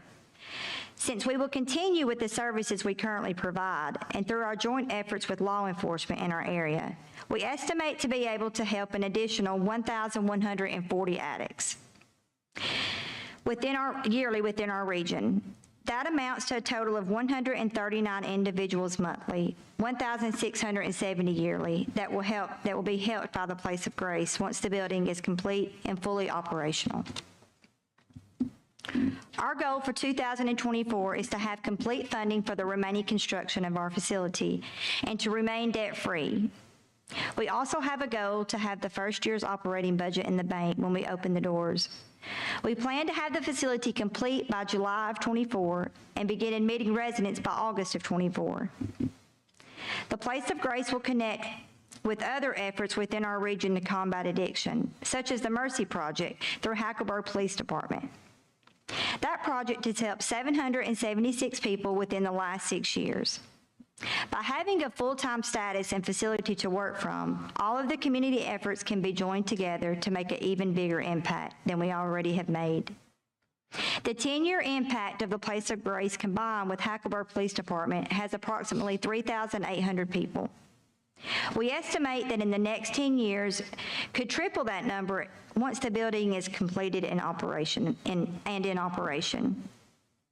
I hope that this has given you a small glimpse of the hard work and passion that the Place of Grace has made in our rural communities over the last 10 years.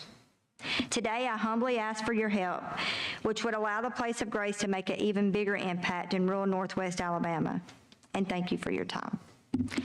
Now I'm going to close this folder, and I'm going to talk for about 50 seconds. This is my vision. This is what I'm alive for, to help these people. I'm not good at reading out of a book, but my heart is to help. I have helped, by the grace of God, 2,000, not even that number's not correct, it's more, 2,748 women. That's how many people that God has put before me to help. I don't make a dime. I've done it all out of a Ford Fusion. Now that I'm married, I have a SUV. I don't discriminate. I meet them where they're at. I meet them at the trap house. I meet them in the ditch. I meet them at exit 310 in Coleman. I meet them wherever they are at. And I hold a full-time job with the state of Alabama at Northwest Shoals Community College. And I have zero time to take off because I use every bit of my time to help these women.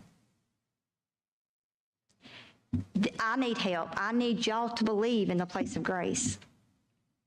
I've done it for so long. I'm getting a little bit older and a little bit more tired, and I need a little bit of help. If y'all have any questions, we'll be glad to ask. Thank you, Ms. Evans. Senator Roger? I was asked to come out to the place of grace, and man, it will humble you real quick. You go to a city that was devastated in 2011 by a tornado, and they built back. You go to a church that was needed after the tornado, and the preacher's right over here on the front row, and it's helped the place of grace get built, and they've got a concrete pad and building the building now. They told me the numbers, but in the northwest Alabama, she's right. We don't have the resources that other areas have. It's a very rural community. This young lady is doing everything possible, not only for her county, but the counties in surrounding areas. The beds are crucially needed, as you heard in some of the other ones today. I want to thank you for all that you're doing, and any way we can try to help, we will, obviously. Thank you. The commission has a lot of decisions to make, but at the same point, I just want to tell you thank you for everything you do and your husband and the team on the front row over there. So thank y'all so much for being here and taking time all the way to the end of this program. Representative Moore? Yes, I might have missed it, but what was your ask? What are you looking? $635,000. Okay. Thank you. Dr. Boyette?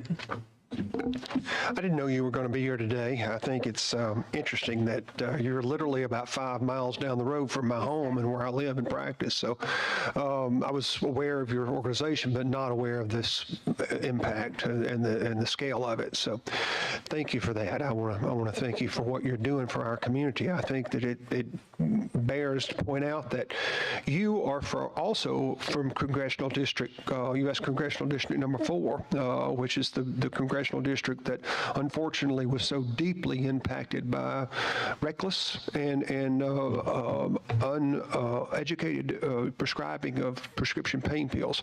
And I would just like to say that for whatever role that prescription pain pills had in your story, I would like to apologize on behalf of the medical community of Alabama. It's made me a much stronger woman. Any other questions? Thank you so much for what you're doing. Thank you so much for having me. Very much. And our final presentation is with the District Attorneys Association, Barry Matson. Way to hang in there. Yes, sir. You're Rusty Fishhook. I do appreciate your patience and allowing us to have an opportunity to tell you some of our ideas and kind of how we see this crisis, how it's developed and affected the DAs in the state of Alabama over a period of the last really 15 to 20 years.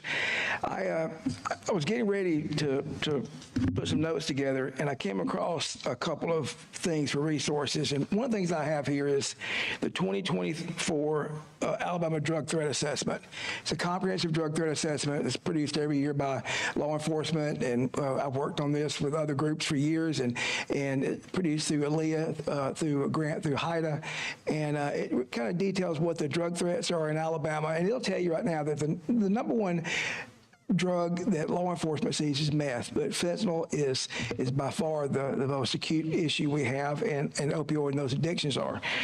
And then I came across the NIDA. This is the DEA National Drug Threat Assessment, and it lists out the national drugs that they've identified as the threats in Alabama and in the Southeast. And then I came across this as a 1972 drug threat assessment in Alabama that I've stuck in a file somewhere, and I pulled it out and looked at it. And if you look at the drug threats in all three of these, the 1972 and the current one, the threats are marijuana, cocaine, heroin, synthetic drugs, methamphetamine, and prescription opioids. The difference was in 72, it was Dilaudid and morphine. Methamphetamine was what was called trucker meth. It was a crystal methamphetamine, same method, but it was rarely used. It was seen in those areas. Synthetic drugs were LSD and PCP. Heroin was poppy heroin from Afghanistan, that area. Our heroin now is largely synthetic that comes from the cartels in Mexico and supplied with precursors from China. Cocaine was largely unattainable back in 72 because of the price, but it's still the same cocaine from the same areas it is now. And marijuana was really more of a low yield, 4 or 5% THC, but it's the same drugs. that we faced in 72 that we face now. And the difference is really marketing by the bad guys and profit margin, and how those drugs get to us. And so I think it's something that we should be aware of. And before I go further, I do want to thank, I have several DAs here, Mike Segrist, James Tarbox, Rick Chancey, and you met Bob Wilters earlier. I want to appreciate them being here in support of our efforts today and hanging with us too. Y'all have been mighty patient. But I think it's important to realize that the drugs that face us today are the ones that we've always dealt with. But we have never been able to really get our hands around the data, where the drugs are, when the drug trends, how do we go from LSD and PCP to synthetic cannabinoids and bath salts and those drugs? How do we go from poppy heroin to synthetic fentanyl to the drugs we have now that are synthetic? How do we get to there, and when did that start to happen? If you look back in 2011, 2013, 2009, 2015, that we can go back and see the data where we were going through the roof as far as our stats. They were going, but that's all, we're looking in the rearview mirror when we're looking at those stats. And that's one of the things that really affects us in Alabama is our inability to be able to see what's happening in real time. And for us, it's often too late. I remember being in my office back in the late 90s, and forensic scientist Jack Kalin came in. He said, man, there's this stuff coming from out west, they have it out in Kansas right now. It's going to make crack cocaine look like nothing you've ever seen. What's it called? Crystal methamphetamine. And within 3 years, we were swamped. Crack cocaine devastated communities, killed people, killed communities, killed families. Methamphetamine did that. And now heroin. But we're always 3, 4, 5 years behind the curve seeing those trends. Right now, we've got several drugs that are out there. We're seeing crack cocaine come back and cocaine coming back. We had, and I'll tell you a little bit about my background. I've been a prosecutor for, 30 in my 34th year. I've run drug task forces. I've worked in addiction prevention, in treatment. I've worked with DEA. I've been to Culiacan and Sinaloa where the cartels, and been at the site of 20-acre meth labs. They were producing 2 tons of meth a week. I've seen the fentanyl labs in Culiacan and Sinaloa.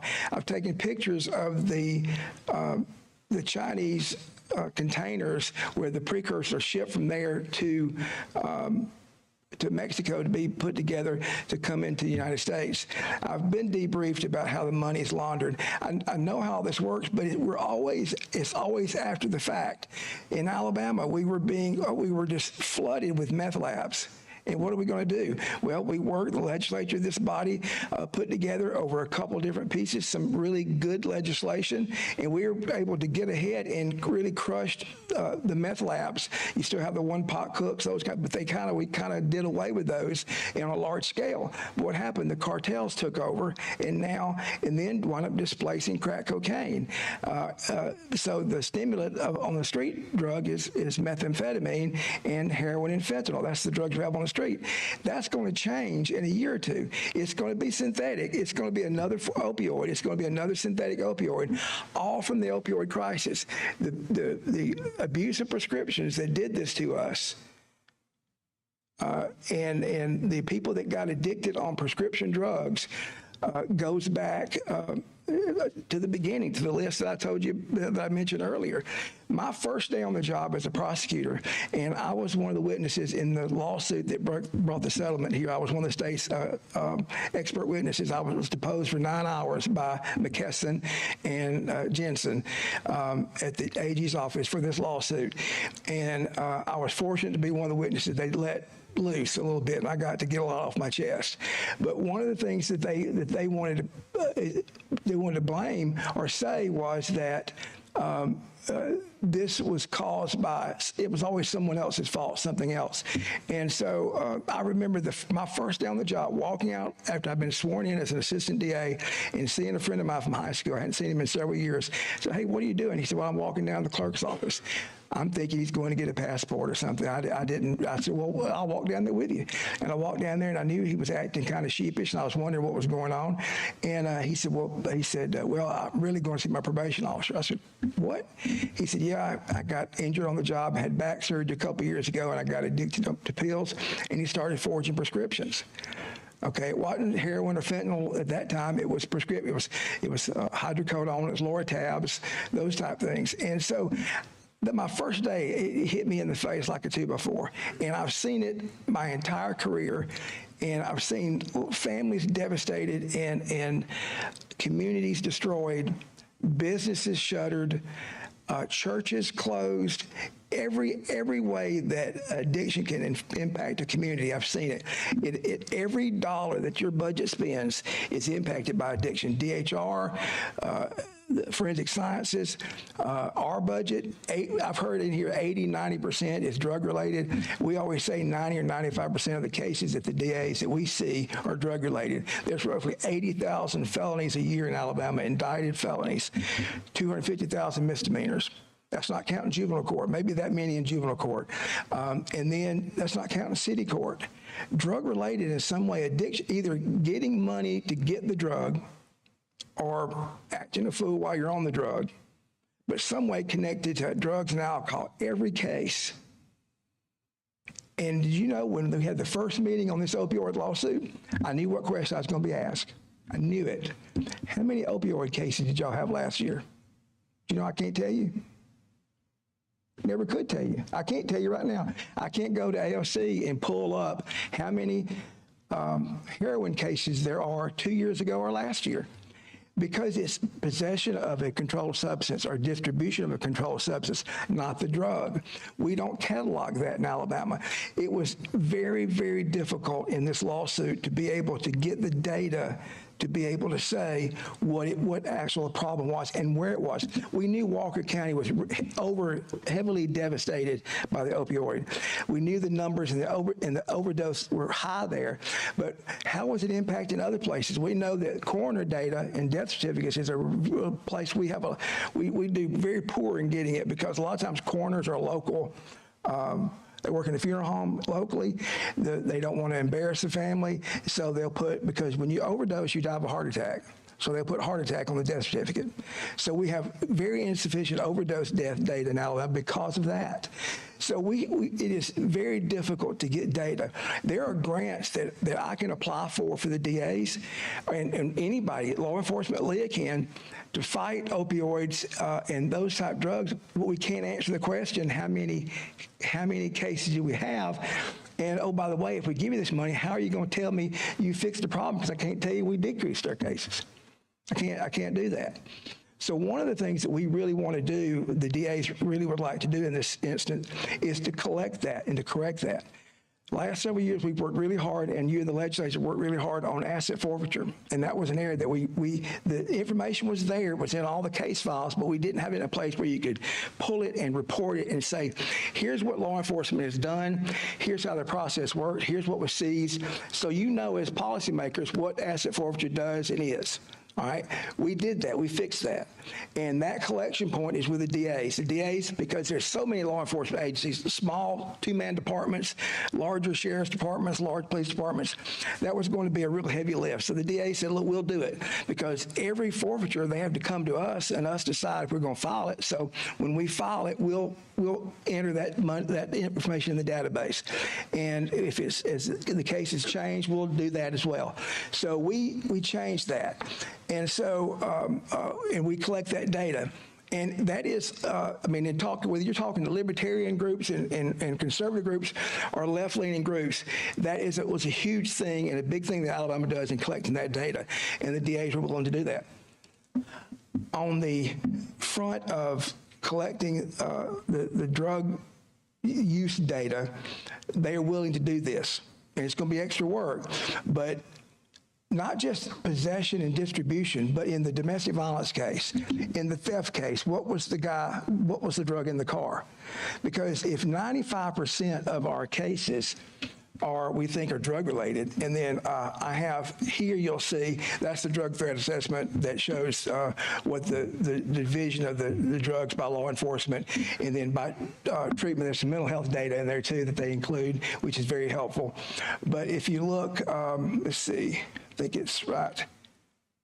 Yeah, here in Alabama, their possession of controlled substances, 23,000 cases from 2016 to September 2021, but there's only 512 people in the Department of Corrections for that offense. So 23,800 to 512, and some of those 512 are people that are in there not serving long term, but would be there for either the SAP program or something. They're turning over that bed, pretty quickly compared to somebody that's in there for a violent crime, because most of our population in our prisons are 80, 85%, 90% violent, 85% violent.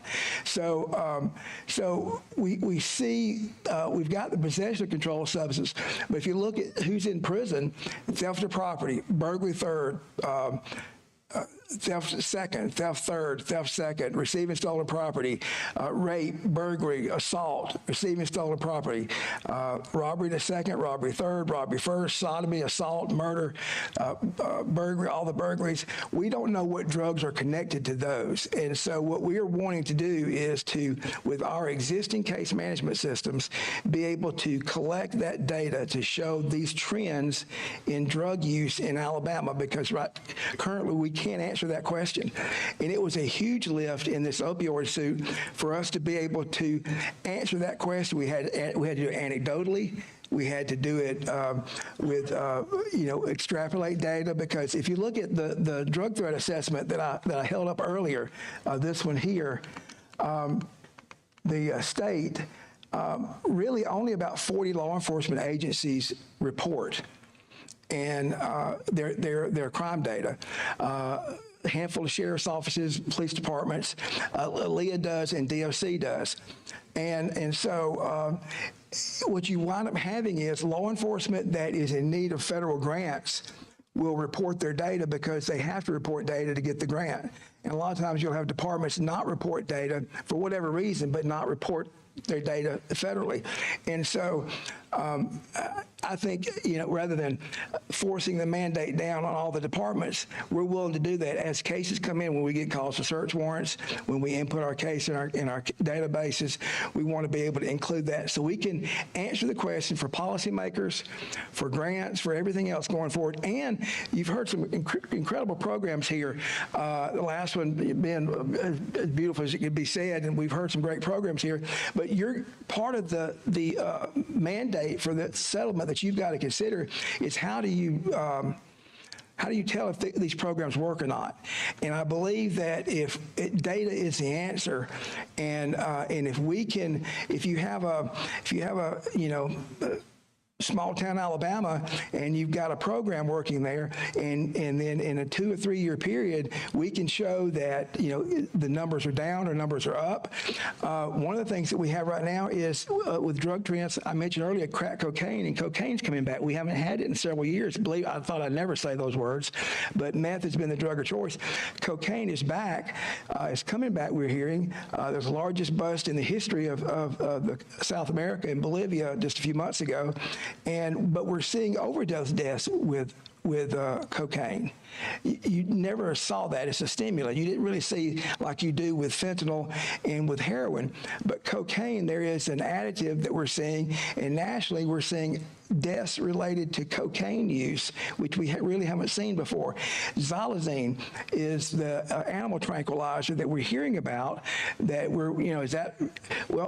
just before I came up here, one of my DA, Rick Chancey, showed me an autopsy he just got in the mail, and xylazine was in the system of the person. He just got the report just a few minutes ago. I've been asked by legislators, are we seeing that? What do we need to do about it?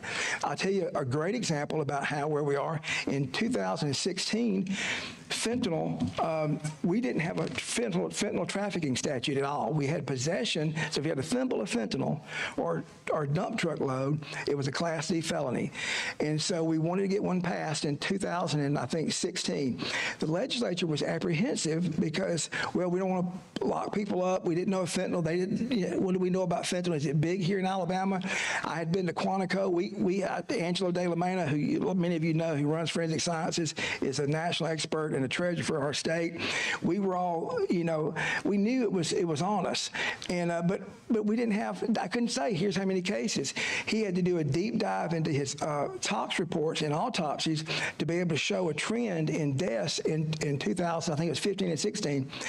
And we brought it up here. The first year it didn't pass. We had opposition. Second year it passed. So we had trafficking of fentanyl, but no mandatory minimum punishment. This is, if you're trafficking of fentanyl, that's not a user. That's, if you've got, 2 grams of fentanyl, that's enough to kill everybody in this room, okay? So that's somebody in the business, okay?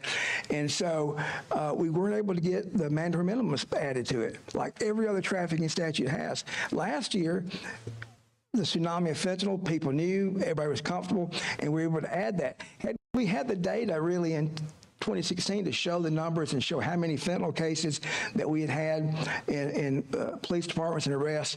That would have been a huge thing for us to be able to do that. So, Barry, can I ask you a question? So focusing on that software, I guess, is that a one-time purchase, and then is that centrally located in the state? Are we putting additional burdens on counties to add software on their end, or is it? Our DAs, most of our DAs have existing case management systems. They are some are built in-state by a vendor, a couple are out-of-state, but those vendors work really well together. And I've talked with those vendors. They're willing to work together to make this happen. One of the vendors already allows this in their system. The other 2 don't. So we would need to update the existing case management. We have a few DAs in some smaller rural counties that don't have the income and the money. Their case management system is a 3x5 index card. And so they just don't have anything on a computer. And so we would need to get them into one of those systems, but most of them already have it, so it will be a software update, and then there may be some for a year or two, something continuing, but most of them have it. We're not looking at creating a new system centrally located. It would be in their systems, and then they would report it to. They could report it to me. We could do a report like we do the asset forfeiture and give it to you. Okay, Director Ward. Mr. Chairman, and this is one of those issues I have beat upon on the central database. I agree with Barry. So the problem is this. Right now, Barry, you and I have access to the national system. I can go in. I've got to go to 6 databases to find out what somebody did, to get a picture of that person. I have to go to 6 different databases and go, okay, this is what he did here, so we did here, and forget municipal, that's not even recorded. The problem is this, no matter what data we have, and I think mine's 80% of our revocations, drugs, substance abuse, somewhere very high. The problem is this, only 57% of all law enforcement, and that's state, city, county, the whole deal, are reporting their data. So if I'm only getting 57%, if Cam were to stand up here and talk pardon parole and say, this is where we got, you can't. You just can't do it accurately. And I think, Barry, I back you up on that, in that I think our data is extremely incomplete, and I think data processing and management is boring and puts us all to sleep because we're all hungry here at 5 o'clock. That being said, if you don't have proper data to back up what you're doing, then we're all throwing stuff in the wind. We can pass every law we want to pass. It'll never solve anything if we don't know exactly, like you said, Barry, where's the problem? Forget substance abuse, what is the substance we're dealing with, so that you can craft policies, lawmakers, and we as executive branch managers can manage the population. I got 44,000 people, and I guarantee our data is incomplete. So I think you're exactly right, Barry. What is the cost of that database? I would think that to get the DAs that don't have the system and update the other ones, probably maybe $4 million, I think, but maybe it may not be that much. We're working with them to see. And then I think to get Probably 7 or 8 don't have a system, and then the updates won't be that much. And those 3 vendors are working together to give me some prices, and like I said, one of them is in state. So, Okay, we're going to wrap it up and be done here before 5. Any other questions? Regarding your data and the unreliable nature of data, I agree with you. Dr. Harris has had to step out, and he's the expert in the room on this, but I can tell you that as a person who's had the unfortunate responsibility of having to pronounce many people dead in the middle of the night, that cause of death is a very unscientific process. We rarely do autopsy anymore because it's very expensive, for one thing, and who's going to pay for that? And even toxicology, post-mortem toxicology, is very expensive. Somebody has tell us what drug was in their system, though, which would be a help. What was that? It would tell us what drug was in their system. That's right, but you have to ask the question: what drug is in, or is this drug in that system? And so, my point is, cause of death is a very, as an educated guess at best in many cases in the state of Alabama. Yeah, well, we have to prove it by beyond a reasonable doubt to moral certainty in court. So we when it goes through forensic science, so we have a little bit extra data there. But and just the last little add-on with the asterisk is with our diversions that DA Wilters mentioned earlier, with the DA's diversion programs, we are one thing that you haven't heard mentioned and it's just kind of off everybody's radar, but it's on ours constantly, is you had a lot of offender referenced treatment and programs to help offenders turn their life, and that's desperately needed. But almost every victim is from the same community, the same street, the same economic circumstances, the same demographics as the defendant. And so we deal with so many victims that are addicted, same situation. If it's a domestic violence, if the husband is abusive, he's using drugs, she is too. And she's our patient, she's our client. And so we really want to integrate into our diversion and our drug courts with our VSOs the ability to work with our victims and to support the efforts of drug courts, from what Mr. Wilter said earlier too. So that's a separate thing that we wanted to bring to your attention. Barry, thank you for your work. I appreciate you. Just a little housekeeping. The front doors did lock at 5 o'clock, so you may want to exit out the building here on the south side. And thank you to Diane, great organization on our notebooks once again. She keeps us in line. And then think about the 19th of February for our final public hearing, and you can just give Diane some feedback on that date if it works for you. Anything from co-chair? Great job. All right, motion to adjourn. Thank y'all. Y'all are troopers. Thank you.